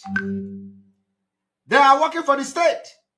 All the people that have celebrated the Double Lion death, all the people that celebrated, I don't know whether Double Lion is a criminal, whether he's not a criminal. It's not my concern. It's not my business. I've not investigated who is a criminal, who's not a criminal. I don't even know who he is. But the point here is that those who were sharing Double Lion's death, who were celebrating it on Radio Biafra, all are now working with Soludo. And they were not happy to actually reveal that in this statement. That is what I have come to show you today. Soludo played them now. He won't try Soludo. He will use them and destroy their own and now destroying them. Now they are abusing him. Now they are now attacking him on social media. You know that they have started attacking Soludo. They have started attacking Soludo for this particular exposition Soludo made. And Soludo is a smart in his game now. He's very smart in his game. He just gave them small. He just gave them small. He's a smart man. His mission is to destroy the movement, but it is late. The people he is trying to destroy have been destroyed. We have destroyed them. We have destroyed them. So, it does not, why I'm doing this is to show people, the other side of the story. Okay? They didn't see it coming. They didn't see that Soludo. Thank you very much, Ekpa to Lion, for your membership for 4 months. I am sure the collaborators didn't see this coming from Soludo. Their celebration is a shot on their own leg. Exactly. Thank you for that understanding. Why I'm here is to expose. They celebrated the killing of Lion. They boasted that they killed Double Lion, and now Soludo have come to expose this. Soludo say the people that killed Double Lion they are now working. They are working with the state.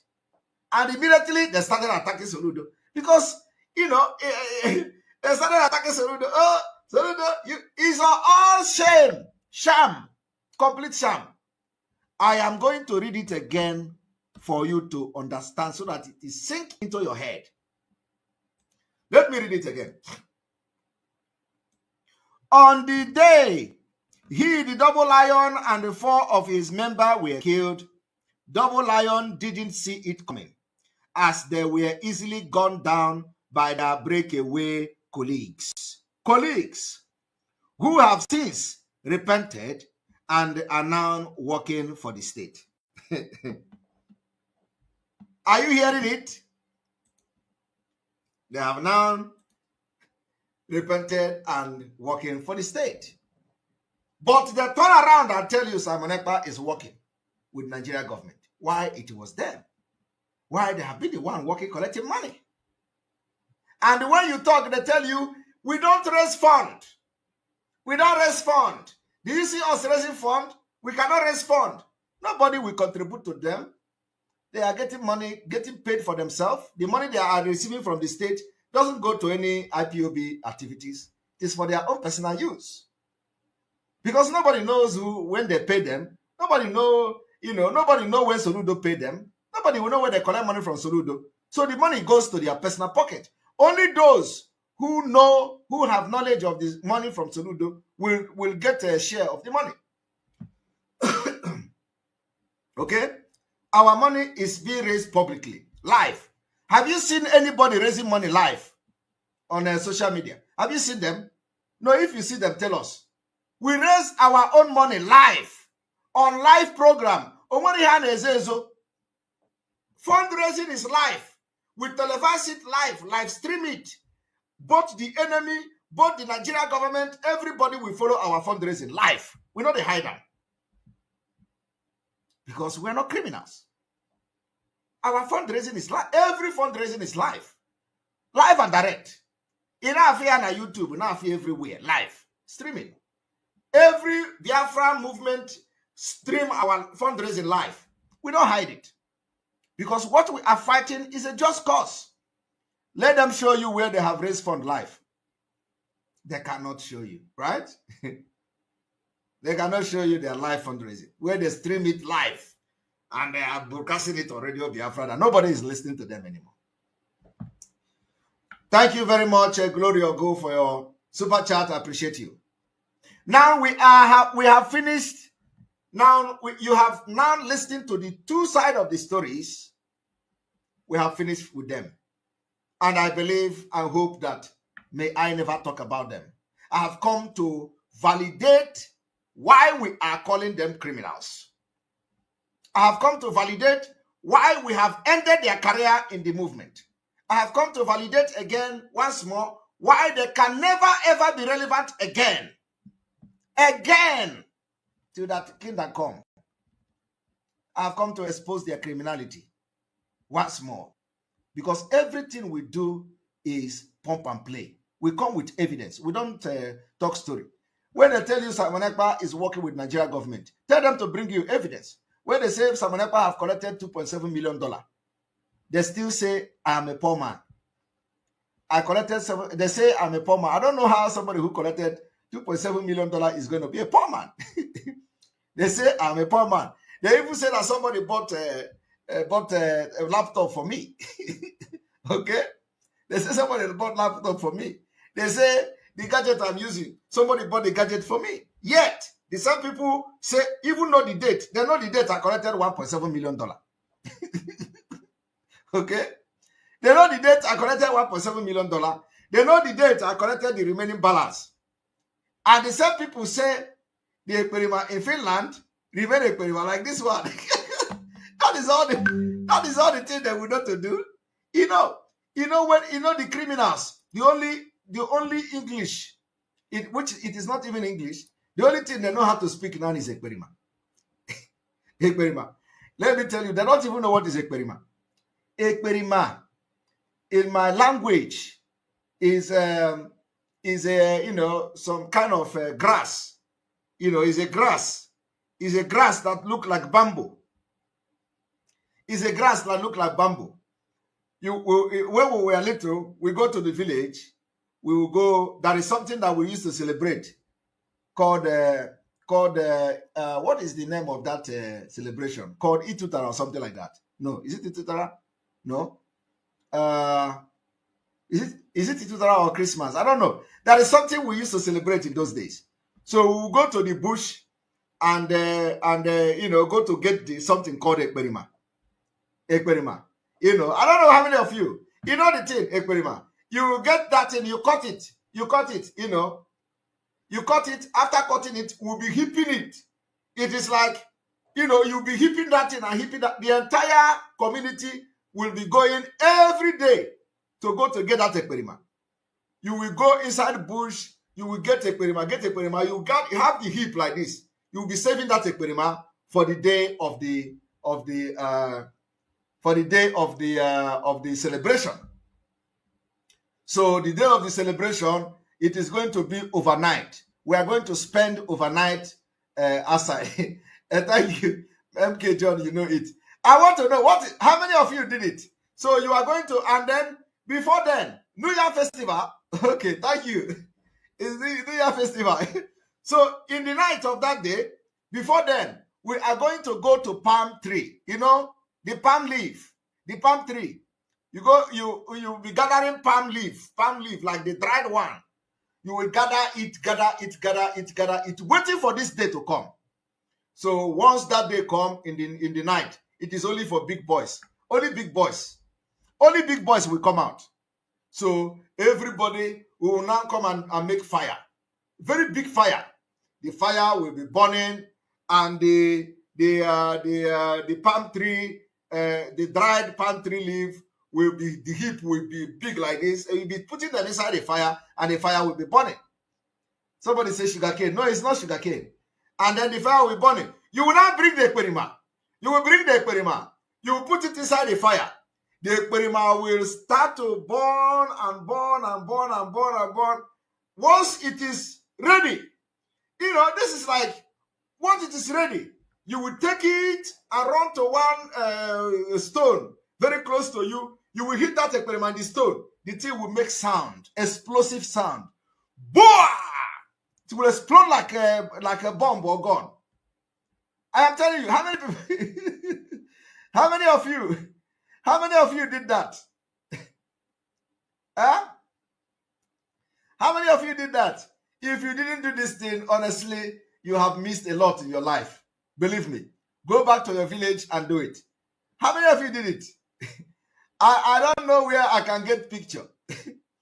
I don't know where I can get picture to show you people what I'm talking about. I don't know where I can get. You didn't do that. It is ekperima. So they thought ekperima is a bad thing.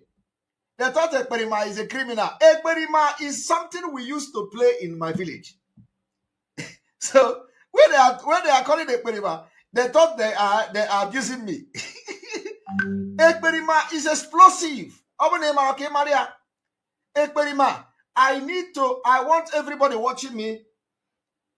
I want everybody watching me to look for ekperima in picture where people are doing that and send it to me. I want to show it to people here. Very, very important. In fact, I believe I will have that particular picture somewhere in Facebook. Some people may have posted it. I want people to show me ekperima where people are doing ekperima, either the video or either the picture. Very, very important. For them to know that Alpha and bro is a spiritual name they are giving me. Okay? They are calling me ekperima. Ekperima is explosive. Explosive. Ekperima, that is Alpha Karaka. They don't know. Ekperima is explosive in my dialect. So please, ekperima webe. Eba na arunoku. Aruchaya no etia oda. So is it easy to have it to be ekperima? You know, they have been calling me ekperima. I have never responded to them. They have been calling me ekperima. They don't even know what they are calling me. It's a firework. They don't know what they are calling me. Ekperima is explosive, natural explosive grass. Nature. God made and we discover it. They call it ekperima. Go to any place in Igbo land for people who know what natural explosive, for people who know what I'm talking about. That is ekperima. But you know, in their own Igbo dialect, they thought ekperima is a thief. They say in their own language, ekperima is a thief. So they are calling me a thief. But I didn't see it as a thief because I have not stolen from them. But I see it as a honor. A name, Alpha Book Alpha. You know, one thing is that everything they have done in this struggle against us has backfired. When in the time of autopilot, they were calling us of autopilot. Autopilot in Muroko. The Alpha in Murugodoko. Now, they are trying to stop calling us of autopilot and they cannot stop it. They are now saying, oh, they are infiltrator. Nobody is listening to them about infiltrator. They can't even write it. They can't even write infiltrator. Okay? But the main Alpha they gave us was autopilot. And autopilot is selling everywhere. Nigeria, international media, everywhere. So if you talk about Biafra today, you can never talk about Biafra without mentioning autopilot. It was divine name. The Alpha Bido Muroko. Now they are calling me ekperima. I have come to tell them what is ekperima in my language. Ekperima is a honor, is a natural explosive. And I'm explosive myself. You can tell me I say I'm ekperima. And the thing is very, very harmful. It can be very harmful if you're not careful. Honestly, in those days, we used to get scars. You know, when the thing explodes, it can cut your body. I am telling you, it can cut your body. It can cut your body if you go and put that thing in the fire and it explodes. So as I'm going as I'm entering a P2B case now, I will be searching for the I'll be searching for the Ekperima so that you people can see how Ekperima, what is Ekperima actually. I know that after today, they will stop calling me Ekperima. They will look for another name. You know, I wanted Ekperima to sink very well. After today, they will stop calling me Ekperima. They will look for another name. They will look for another name. So anywhere you see them call me Ekperima, tell them that Ekperima is explosive, natural explosive ahiha. Explosive, ahiha name explosive. Ahiha na bakebwe. That is Ekperima. And everybody that is, knows what I'm talking, knows what I'm talking. That is why the Alpha they work.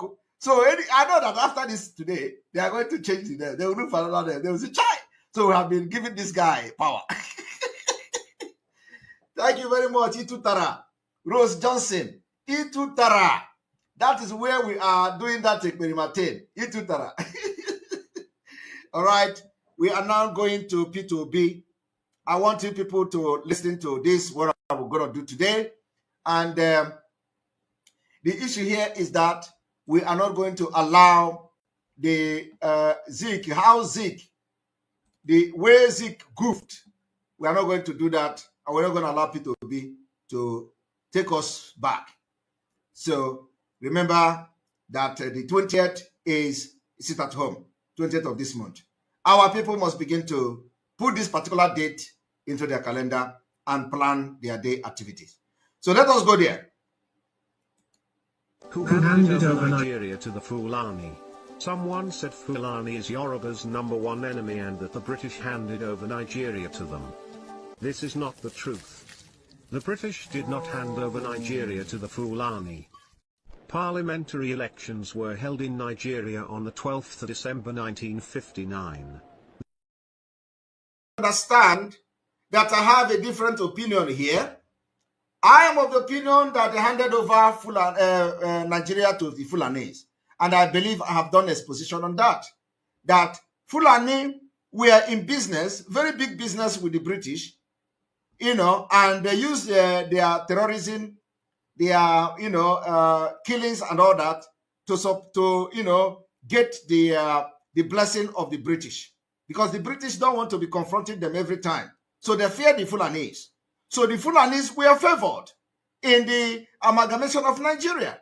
So if anybody telling you that Zikiwe did this, yeah, Zikiwe made a mistake, which is what we are trying that P2B cannot do. So Zik made a mistake. And the mistake Zik made was that Zik was taking himself, thinking that there is something like one Nigeria. Okay?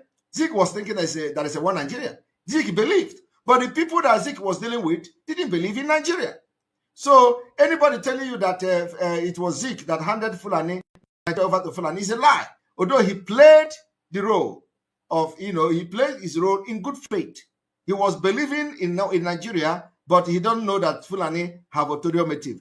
Zik did not know the history of Fulani, how Fulani, traded and collaborated or dealing with the British, before the Nigeria amalgamation. Zik don't have this history. Zik do not have the report of Lord Lugard in 1902 before the amalgamation. Zik don't have this history. So if Zik had the history of Fulani very well, I don't think he would make a mistake when the opportunity comes for him to make a good decision. Zik cannot have information that we have today back then, and he will remain in one Nigeria. But look at Obi. Obi have this information. At least, he may not even have it. Because when you think they have something, they don't have it. So if Zik had known what we know today, I don't think he would did that the thing he did. But Obi knows some of the things we know today. He is shouting one Nigeria. He even denying Igbo. Now watch. The result was a hung parliament with no clear majority to form a government. Zik's National Council of Nigeria and Cameroon, NCNC, came first with 2,594,577 votes to get 81 seats. Awolaw's Action Group, AG, came second with 1,992,364 votes to get 73 seats. However, the Ahmadu Bello's Northern People's Congress, NPC, came a distant third with 1,922,179 votes to get 134 of the 312 seats in the House of Representatives despite getting less public votes. The above three major political parties in the election did not get enough number of the seats to form a government. Now, as you are looking at this picture, this is exactly what is happening today. Exactly what is happening today. You see Awolowo, you see Zeke, you see, what is the name again? Is it Ahmadu Bello or whatever? You see all of them. The same thing that is happening today. You see Peter Obi, you see Bola Tinubu, you see this Atiku Abubakar. The same thing, back to default. And we are not going to allow Tafawa Balewa. Yes, Tafawa. We are not going to allow this mistake that happened here to repeat itself again. Never, never will we allow P2B to come to do what Zeke will have done. I do not know why it is always them. I don't know why. If you look at it, it is the same thing. Going back to default.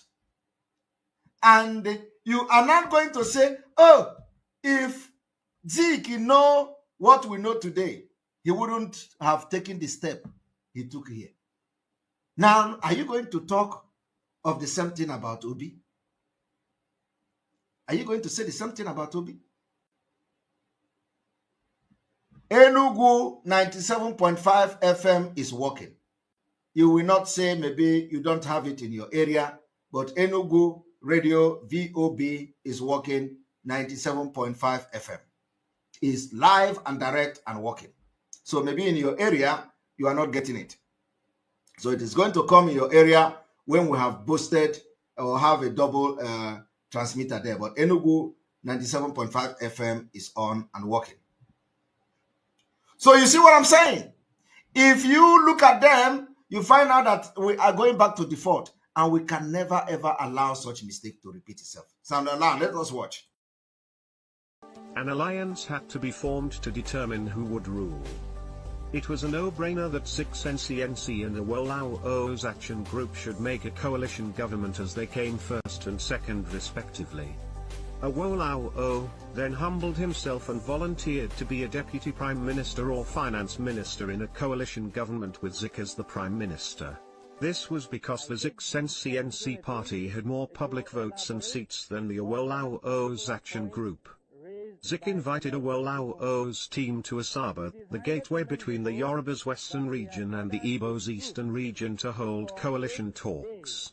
The talks were a clever ruse to keep Action Group's hopes high, so that Action Group would be kept distracted from meeting with other minor parties for talks, including Northern Elements Progressive Union with 8 seats, Mobile Aye Grand Alliance with 6 seats, Igala Union with 4 seats, Independence Candidates with 4 seats, Igbo Tribal Union with 4 seats, and the Niger Delta Congress with 1 seat.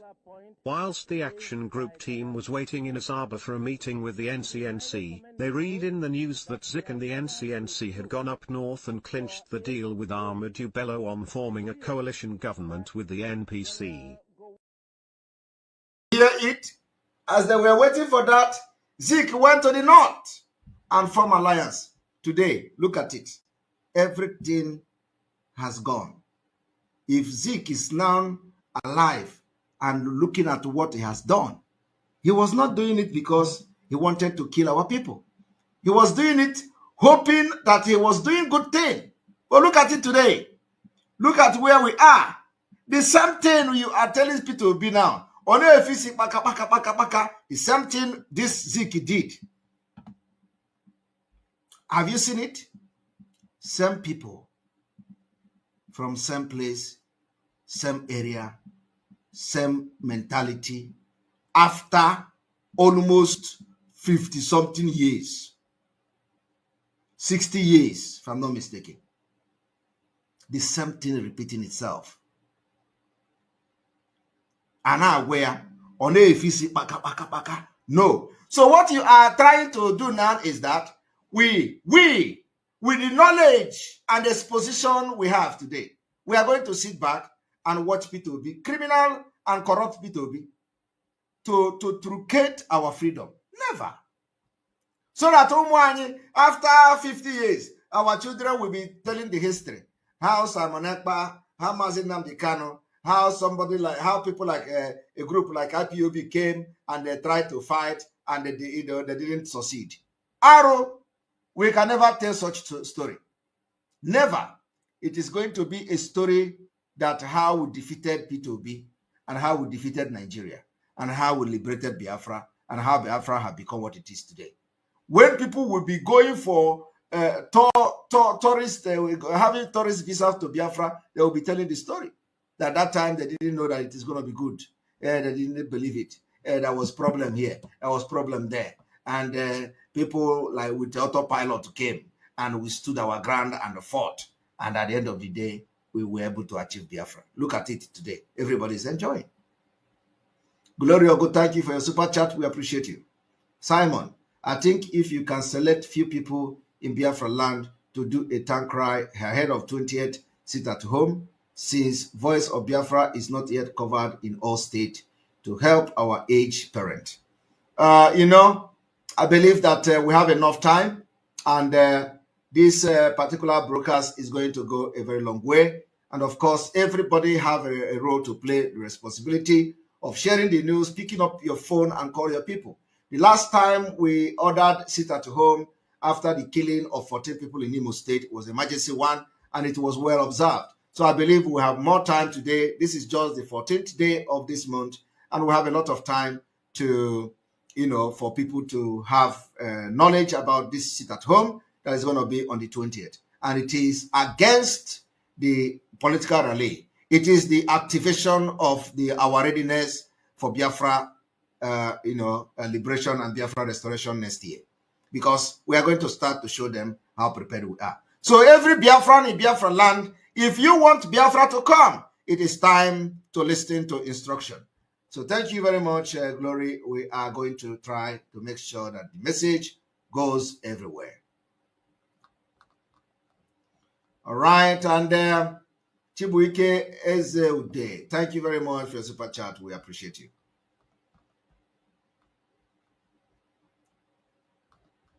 All right. So I want you all to listen. Tafawa Balewa Fulani would be the Prime Minister of Nigeria while Zik would be the figurehead Governor General. Even Nkrumah of Ghana was shocked. He asked Zik why, having spent so much energy fighting for colonial emancipation and then settling for a toothless bulldog role when Nigeria needed him the most. Zik wrote in his autobiography why he did not form a coalition government with Awolowo. In 1947, with over £13,500 raised from the Yoruba people and given to the NCNC, Zik had led other 6 prominent NCNC delegates to London to protest the obnoxious laws of Governor Arthur Richards. The trip ended in failure with backbiting, abuses and accusation of theft against Zik. Zik's opponents at the NCNC accused him of squandering the money in the trust of Nigerians. Zik replied insinuating that the Yoruban on the team, that are, Mrs. Funmilayo Ransom Kuti, Prince Adeleke Adedoyin, and Dr. Abiola Runaim, were the problem. There erupted a heated and prolonged press war between Zik's political reminiscence in his West African pilot and H.O. Davis' political panorama in the daily service. This led to Igbo in Lagos rushing to buy machetes in large numbers thinking a tribal war was imminent. The governor and his general secretary, Hugh Foote, quickly called Zik and H.O. Davis to order at the government house. Zik went away with the resolve that the Yoruba must not be allowed to rule over others in Nigeria. And afterwards in the daily Zik said, Yorubas must not be allowed to rule over others in Nigeria. All these mistakes were done out of ignorance. Today we are correcting it. And I want you to listen to this story. You will find out that they have been struggling and struggling to everything you see in this particular report is how Nigeria were never won. Nigeria will never win. Every tribe is struggling to see themselves be represented. How long will you continue that? How long will you continue to fight to be relevant in your own country? No, it doesn't work. Igwe Chigo said, thank you very much for your super chat. We appreciate you. You are good. Wachuku, thank you very much. Let us continue. Service published the speech of Zik in 1949 about Igbo being destined by God to conquer and rule over others. This, among others, will explain why Zik rejected Awolowo's offer of a coalition government in 1959 and instead worked with the Fulani.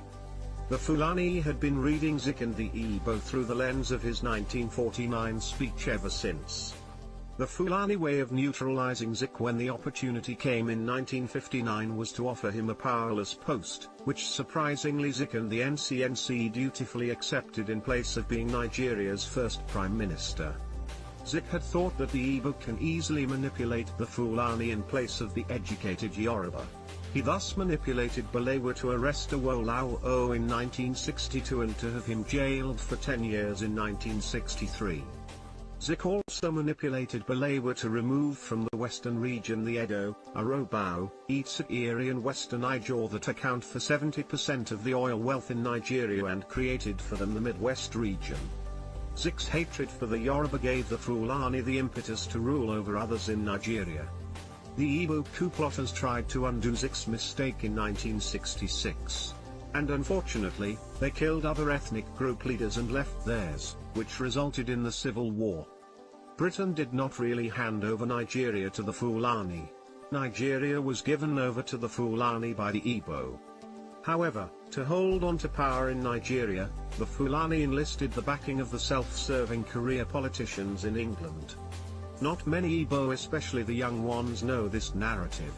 I don't think the Yoruba, even their elders, remember this. Has the leopard changed its spots? No.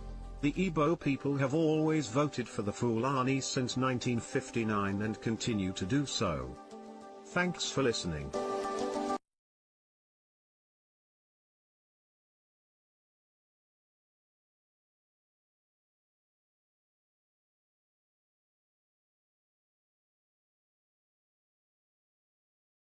Where I did not agree with them, with their narrative here, is that the British did not hand over Nigeria to the Fulanis. They handed over Nigeria to the Fulani. They favored them. So it was not Zik.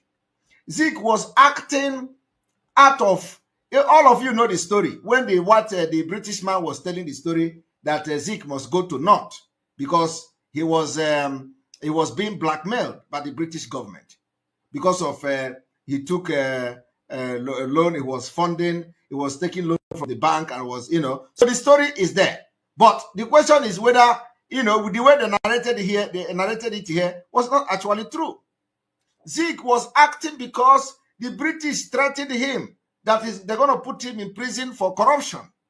It was because of that the British handed over Nigeria to Fulanis.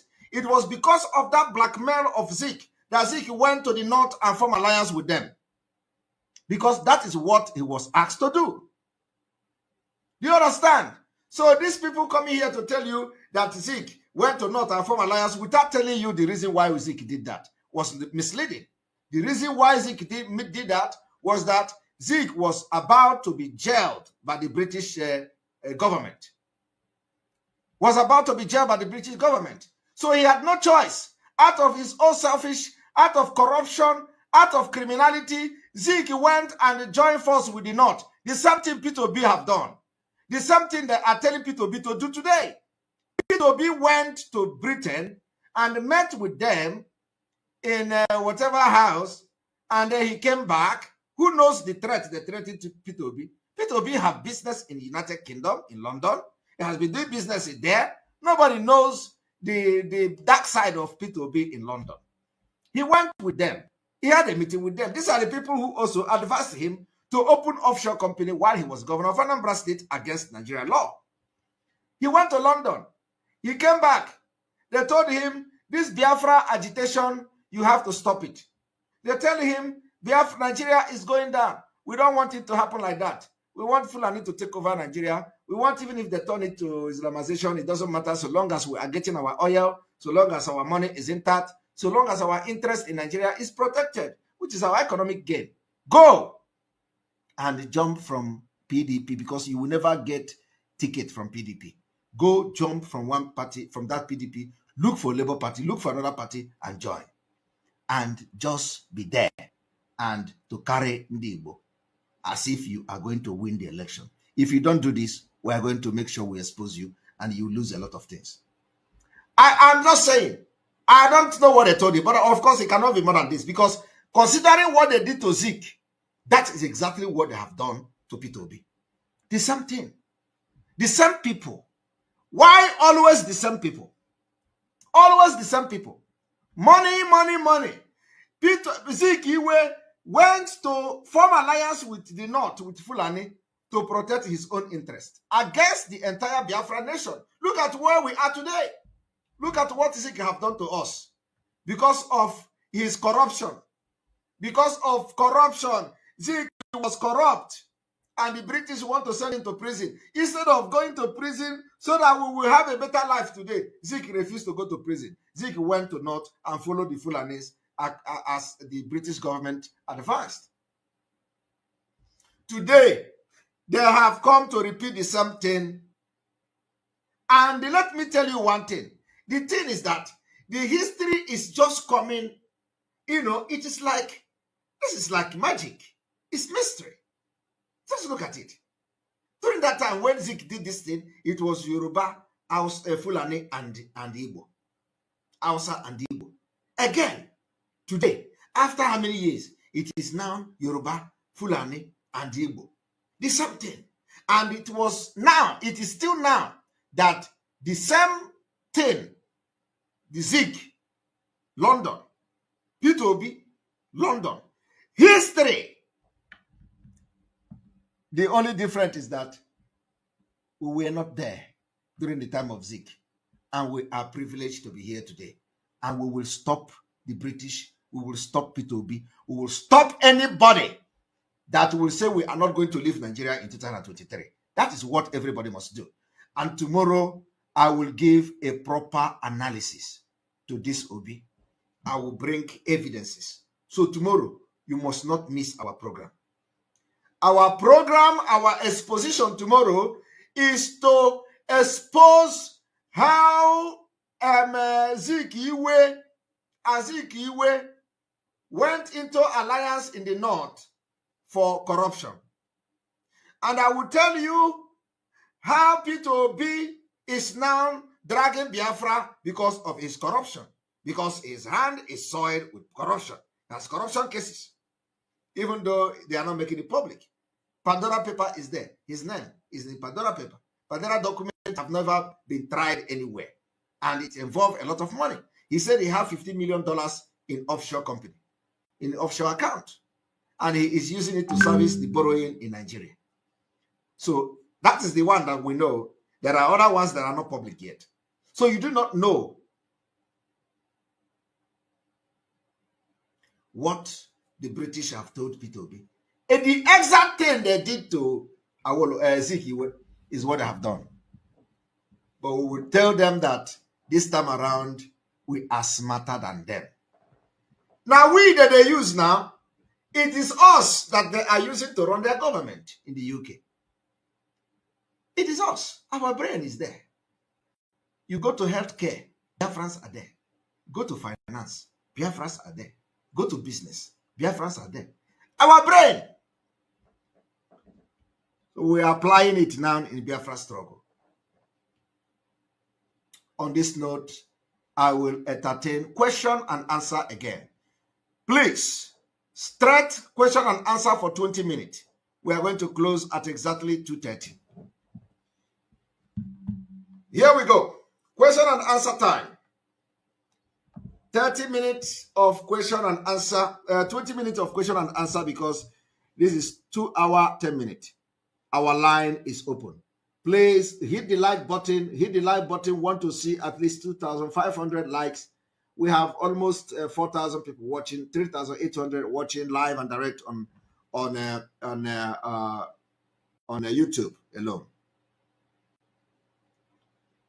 Hello?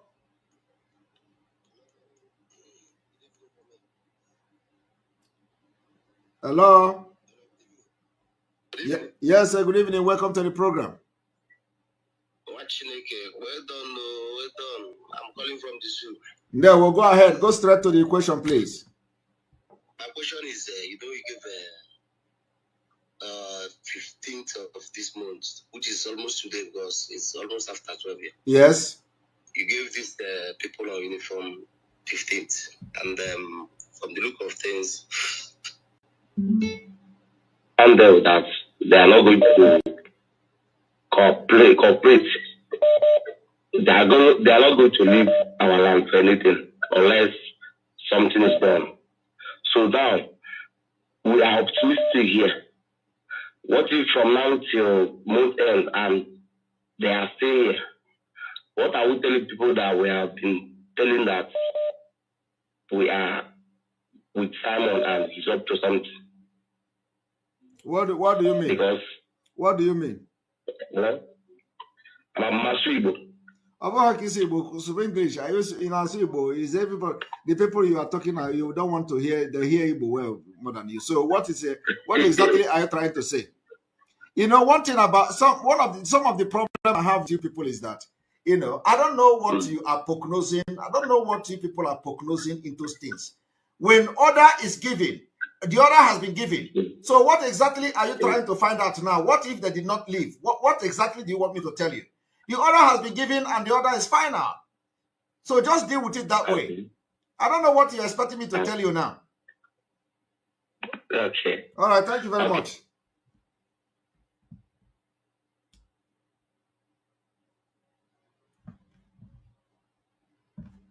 Welcome to the program. Good evening from here.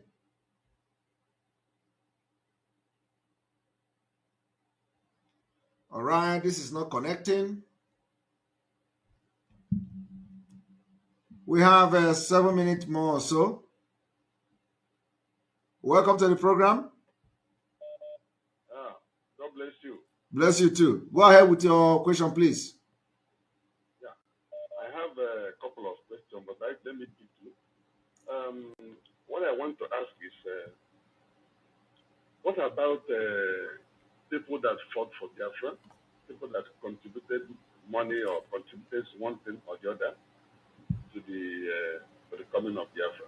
After that, is there anything? Is there any benefit? Any benefit or something to honor them? Or believe me, everybody that contributed for this Biafra restoration will be treated exceptionally. I am telling you the fact. You can never regret it. Okay, that's good. I have another question. Go ahead. I will make it fast. Another question is, what about the judges or lawyers, judges, especially judges that have abused their office, that went outside the law to do things? Why am I saying that? Is that there's one case in Akwa Ibom, this guy Effiong in the Ede or something. The judge sent him to jail. How does that concern Biafra affair? No. What I'm trying to say is that judges that have abused their power, are they allowed to practice in the Biafra? Judges that abuse their power, are they allowed to practice in Biafra? Huh? Your question is what? No, my question is, those ones that abuse, those lawyers that abuse their power, are they going to be allowed to practice? Seeing that what they have done in Nigeria, they still have their license to practice in the new Biafra. Well, there are going to be, I would say, the sector of either ombudsman or disciplinary section or sector that will be handling that. And I believe that with the relevant law that we are going to have in Biafra, those particular loopholes will be blocked for any corrupt judge taking any position in Biafra in Biafra state. I don't see that happening. So, but you know, it is not going to be an authoritative thing. It is going to be within the Biafra law, because we are going to come into Biafra with a lot of experience from Nigeria. So that particular experience, which is the bad one from Nigeria, will be tackled by relevant laws in Biafra. So I believe that shouldn't be a problem. Any judge that has been, that have been seen to abuse his office or her office will be disciplined, and appropriate punishment will be given to that person. Sometime it may be that be judged again, and the position will be taken away from him or her. So, but that is left for the particular, committee or particular sector of this Biafra government that will be mandated by law. So that particular issue shouldn't be a problem. It will be solved, and we have it. We have it actually in a developed world. If you feel that somebody have done something wrong, there are people you complain to. There are appropriate authorities that will look into that, investigate it, and if the person found wanting, he will be punished accordingly. So we are going to have that in Biafra land. Okay. Thank you. Okay, let me rush one, just quick one. You are not the only one that is here, please. So okay, let other people ask. Next time. Okay. All right, thank you. All right. Welcome to the program. Go straight to the question, please. Lost him. Hi. Good evening from here. Go straight to the question. Hello. Hello. There we So I've been trying your number. Thank God I finally got to you. Finally. Welcome. Go ahead. Go straight to the question. Yeah. Meanwhile, God bless you for whatever you have been doing for us. Thank you. My question is about this identity, or maybe Biafran passports and Biafran ID or something. What are the criteria for getting Biafran passport? Because with what we are seeing now, I'm not sure after suffering, all these people betraying us, all these people giving us problems, tomorrow they will come to say I'm a Biafran, this one and that one. So what is the criteria for Biafran passport, Biafran identity? It's not everybody that answers Igbo name or speaks Igbo or something, or just speaks Igbo, because now Fulani self they speak Igbo. Those times when we are small, even after Jesus, not Igbo. Well, so I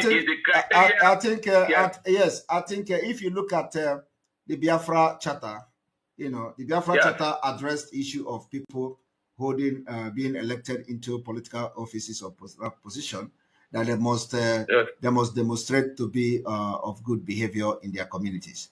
So I think that is not even a problem, because in Biafra land, we know who is who. This thing has to go from the grassroots. We are going to have what we call the database.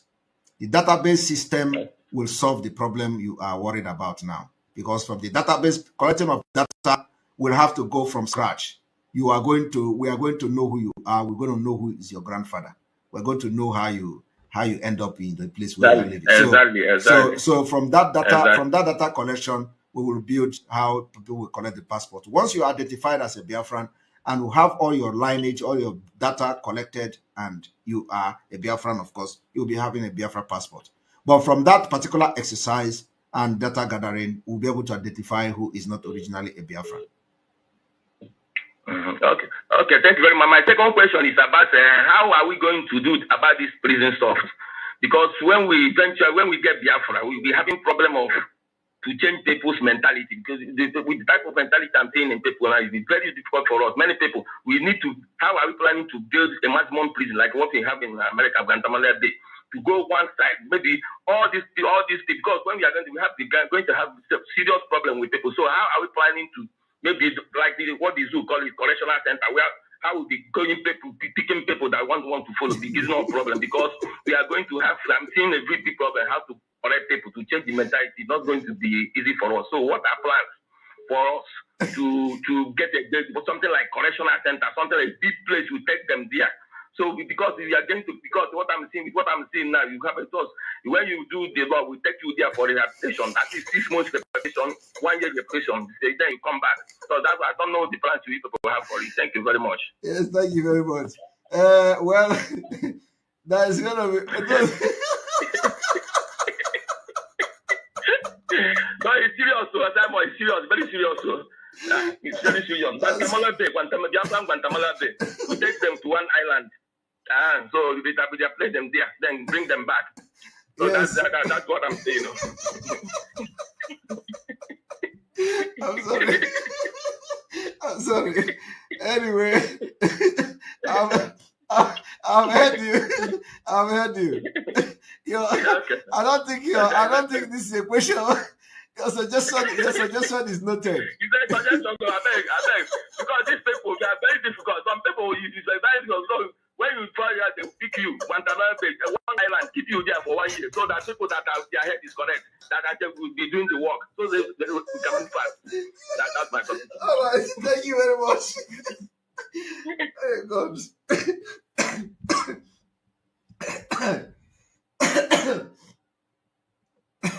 Sorry.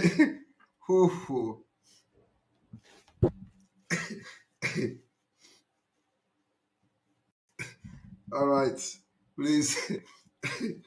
Hi, should I get better? This is like a buddy. I don't know. This is what I go keep us though.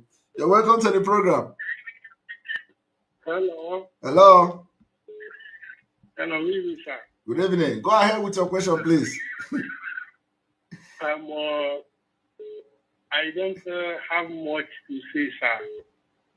But the only thing I have to tell you is that you are a lion. Thank you. There is nothing, nobody can do you. Yeah, well. See?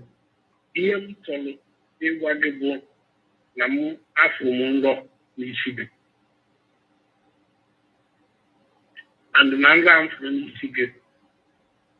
Do band madna bag. It yard me do na afumia in a place it total like the UN by that place for anyone on the Biafra. And ndị Ira niile igbogoro ike na ha ncha niile n'ọdịro na-eche gị. And ka ha nọ n'ire a na-eche gị nwa na ụmụ nọ na a na-asị na ọ pụtara gị and ihe ijere bụ ka ọ bụrụ onye ọbụla na mma and Chineke bụ onye dunyere gị n'ọrụ a and ka ị na-apụta ha na-asị na ịpụtara gị and tufu onye mfuru iri ya bụ one guy nọ na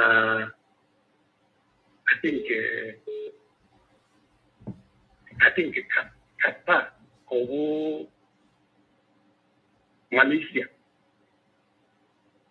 All one boy na all na number or only principle go like but all of the people. It's easy go do and the man is so go but I am a you can say go. Amaru ko you need to Mana, I believe in you, so you have the only person who should be there. And after this, had that year, had that week here, had that need to get, yeah, you know what, you know, I'm going to go over the number. But at the end, you only have the music. You know where it's no be 2 o'clock in Taban. I'm not on able to be before. Mana, Biafra, Biafra. Thank you very much. Thank you very much for sharing the dream. The dream, any dream that is not that we have gotten Biafra and Mazin the can is released, I don't want to hear it. The reason why I allow you to talk about this dream is because you were, you are coming from the positive side. So, so shall it be. We are going to go to UN. We are going to come out, and the Mazin and the can will be released, and Biafra will come next year. That is all. Everybody have a role to play. When we ask you to sit at home, if you are in Biafra land, sit at home. We are going to fight this particular Nigeria with brain and experience and with everything we have. So thank you very much for sharing your dream. Unfortunately, we are not here for the dream, but I allow you to talk because your dream is somehow positive. Thank you. Yeah, but please, can I say one more thing? Oh, we lost you. Hello, welcome to the program.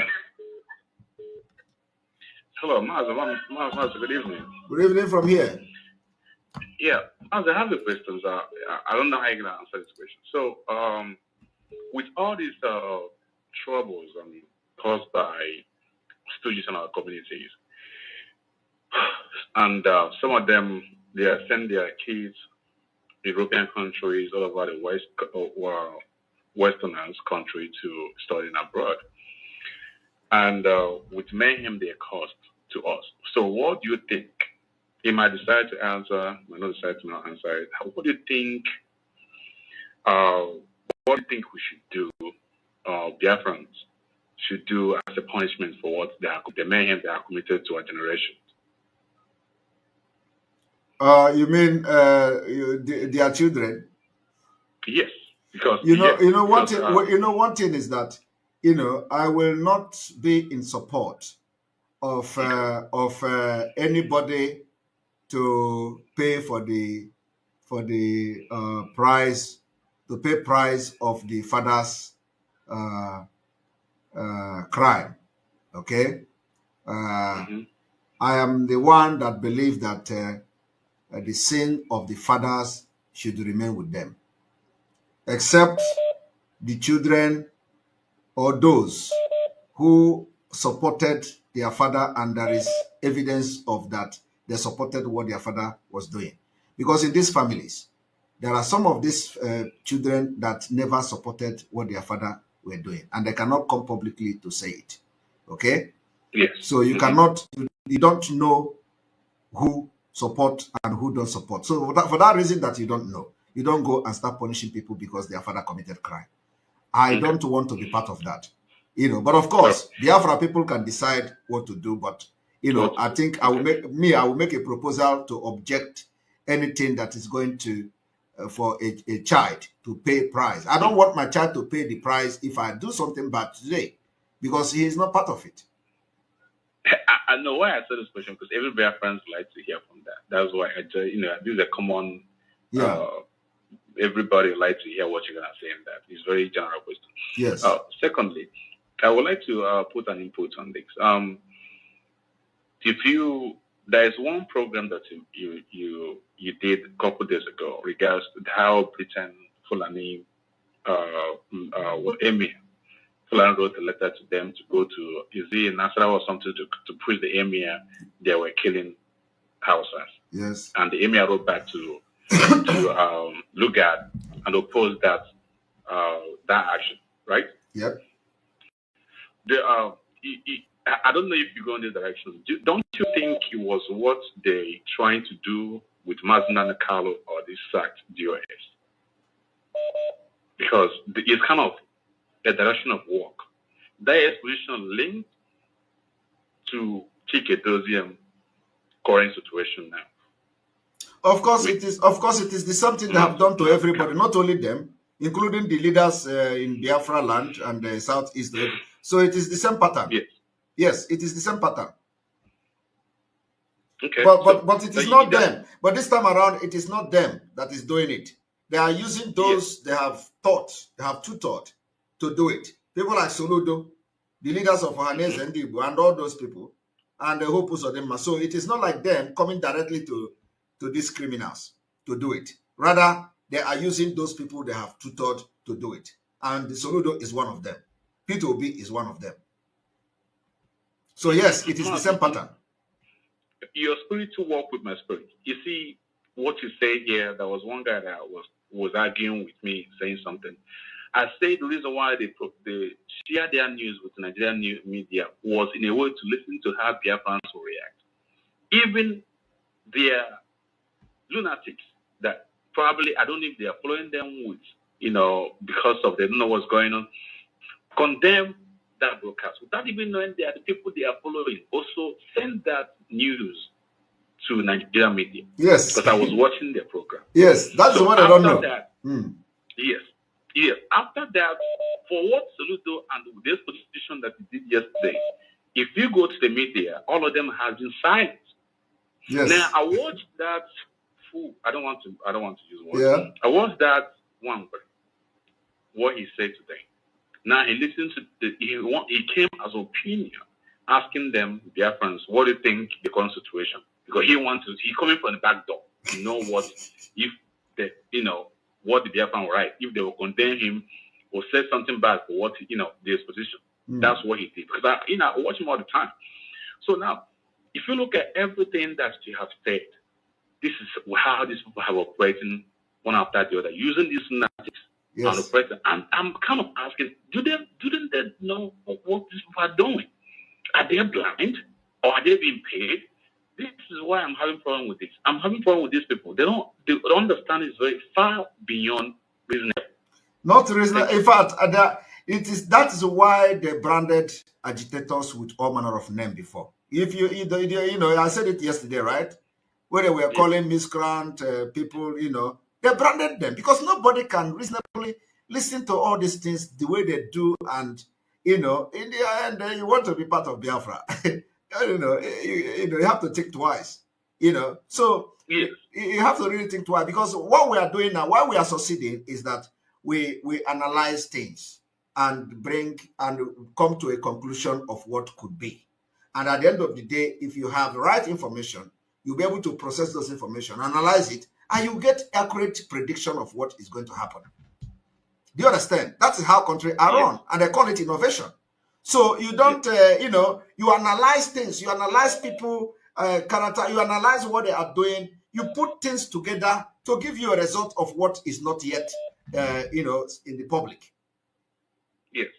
And at the end of the day, that thing you concluded that is going to be the end result will be the end result if you have the right information. What if you are clean? If you have a clean heart and you're genuine, that's how you're gonna arrive with you arrive with the correct information. Yes. But if you're not clean, that's another one. I agree. If you're clean, those that they are not clean, genuine in their heart, even if they are smart, they might be a copy. Yes. But they will arrive in a wrong direction. I agree. Because every of them that have been analyzing, following Mazinarka to do this, since that day they move away from the truth. And you notice everything they are talking and they're analyzing don't even make no single sense. Yeah. This is a good thing. So and you look at them, they look like you give them you give them something like or tapiapia. Their brain is like it's not working, because even if as they're analyzing that, you can even tell that they're lying. I don't know if they because they are not genuine. Thank you, sir. Thank you very much. This is what I will keep us today. All right, I have actually exceeded my time. I've exceeded my time for 2 hours, 30 minutes. So I've come to the program. Yeah, thank you. I just want to say one thing, okay, please, based on Dixon spoke just now, we should not forget that Britain and Fulani is threatened by the Biafra. They are trying all means to instigate another, headshed, or we should be awake. No, that what I played now was the work of that terrorist that went to prison in the United Kingdom. They call it Yoruba Youth. What is it? This Yoruba Youth movement. This is not the people that made this video. We are not part of. They are not part of Yoruba nation. No. What I'm trying to say is this: this thing now, they say who handed Nigeria to Fulani. A British man have exposed it who was first hand, who told us they gave food and not to 30 million population. That is what I'm saying now. That is what I'm saying now. Yeah. That the people that made this video, were this this man that is in prison, Adeka grandson, they are the one who made this video. Do you understand? So it was targeted against Ndibu, you know, to blackmail Zeke. So they didn't tell the exact story of why Zeke had to form alliance with the North. They did not say it was the work of the Britain. So, but our own is that we don't just look for a video that suits us to teach people. So I use that video. which was an attack on the Igbo nation or Biafra, because that video was targeted at instigating hatred between us and Yoruba, and blackmailing the Igbos. So, but it is good that you use whatever your enemy has provided to also use it to do exposition, and that shows how genuine you are. You are the wise man. You are a reconnection of our ancestor. I'm telling you, and God, you are a reconnection of our ancestor. God bless you. Thank you very much. All right. Okay, we're gonna end here. Tomorrow we continue. So please, I also want to appeal to people not to call me after the broadcast again, because it is always a very big challenge that after the broadcast, the phone will continue to ring. So please, after this broadcast, do not call so that I will sleep and go to work tomorrow. But tomorrow is sit at home. I'm not going to work. I'm going to sit at home tomorrow as well. So I'm going to sit at home tomorrow. You can call tomorrow, but not now. Tomorrow is sit at home every Monday as we continue to demand for Biafra freedom and the freedom of Mazi Nnamdi Kanu. Good evening from here. I remain Mazi Simon Ekpa. Mazi Nnamdi Kanu, disciple on Biafra restoration, and by the special grace of God, the spiritual son. And by the special grace of God, the spokesperson for Biafra people. Thank you very much. And let it go round on social media and on print media that on the 20th, because of Kepu of Raleigh in Imo State, on the 20th of this month, we hereby declare sit at home as a way to prepare the ground for Biafra to come. So let them not joke with us, because we are not going to take it very lightly with them. May God bless you. May God bless Biafra. May God bless Oduduwa. May God bless Middle Belt. May God bless Ambazonia. May God bless Mazi Nnamdi Kanu. May God bless on the Igboho. May God bless our Eastern Security Network. May God bless our alliances. May God bless our Omoada. May God bless the government in exile. May God bless all those who are working tirelessly to see this happen in this Biafra and to make sure that Biafra come next year. May God bless you who are going to bring your money to sponsor this particular Biafra to come in 2023. May God bless all of you that will make your sacrifice, your selfless sacrifice, to make sure that Biafra come in 2023. May God bless all of you that will make sure that election will not hold in our land. From here, from me, it is good evening.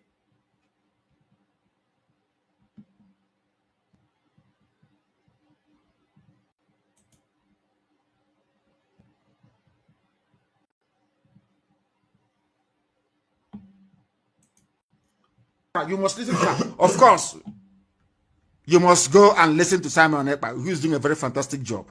Very great job that Simon Ekpa is doing. Very, very, absolutely fantastic job that he's doing. You must listen to him and share his videos accordingly. Very, very important. He is bringing a new dimension to this very awareness that we are making, and you must listen to him. Very, very important.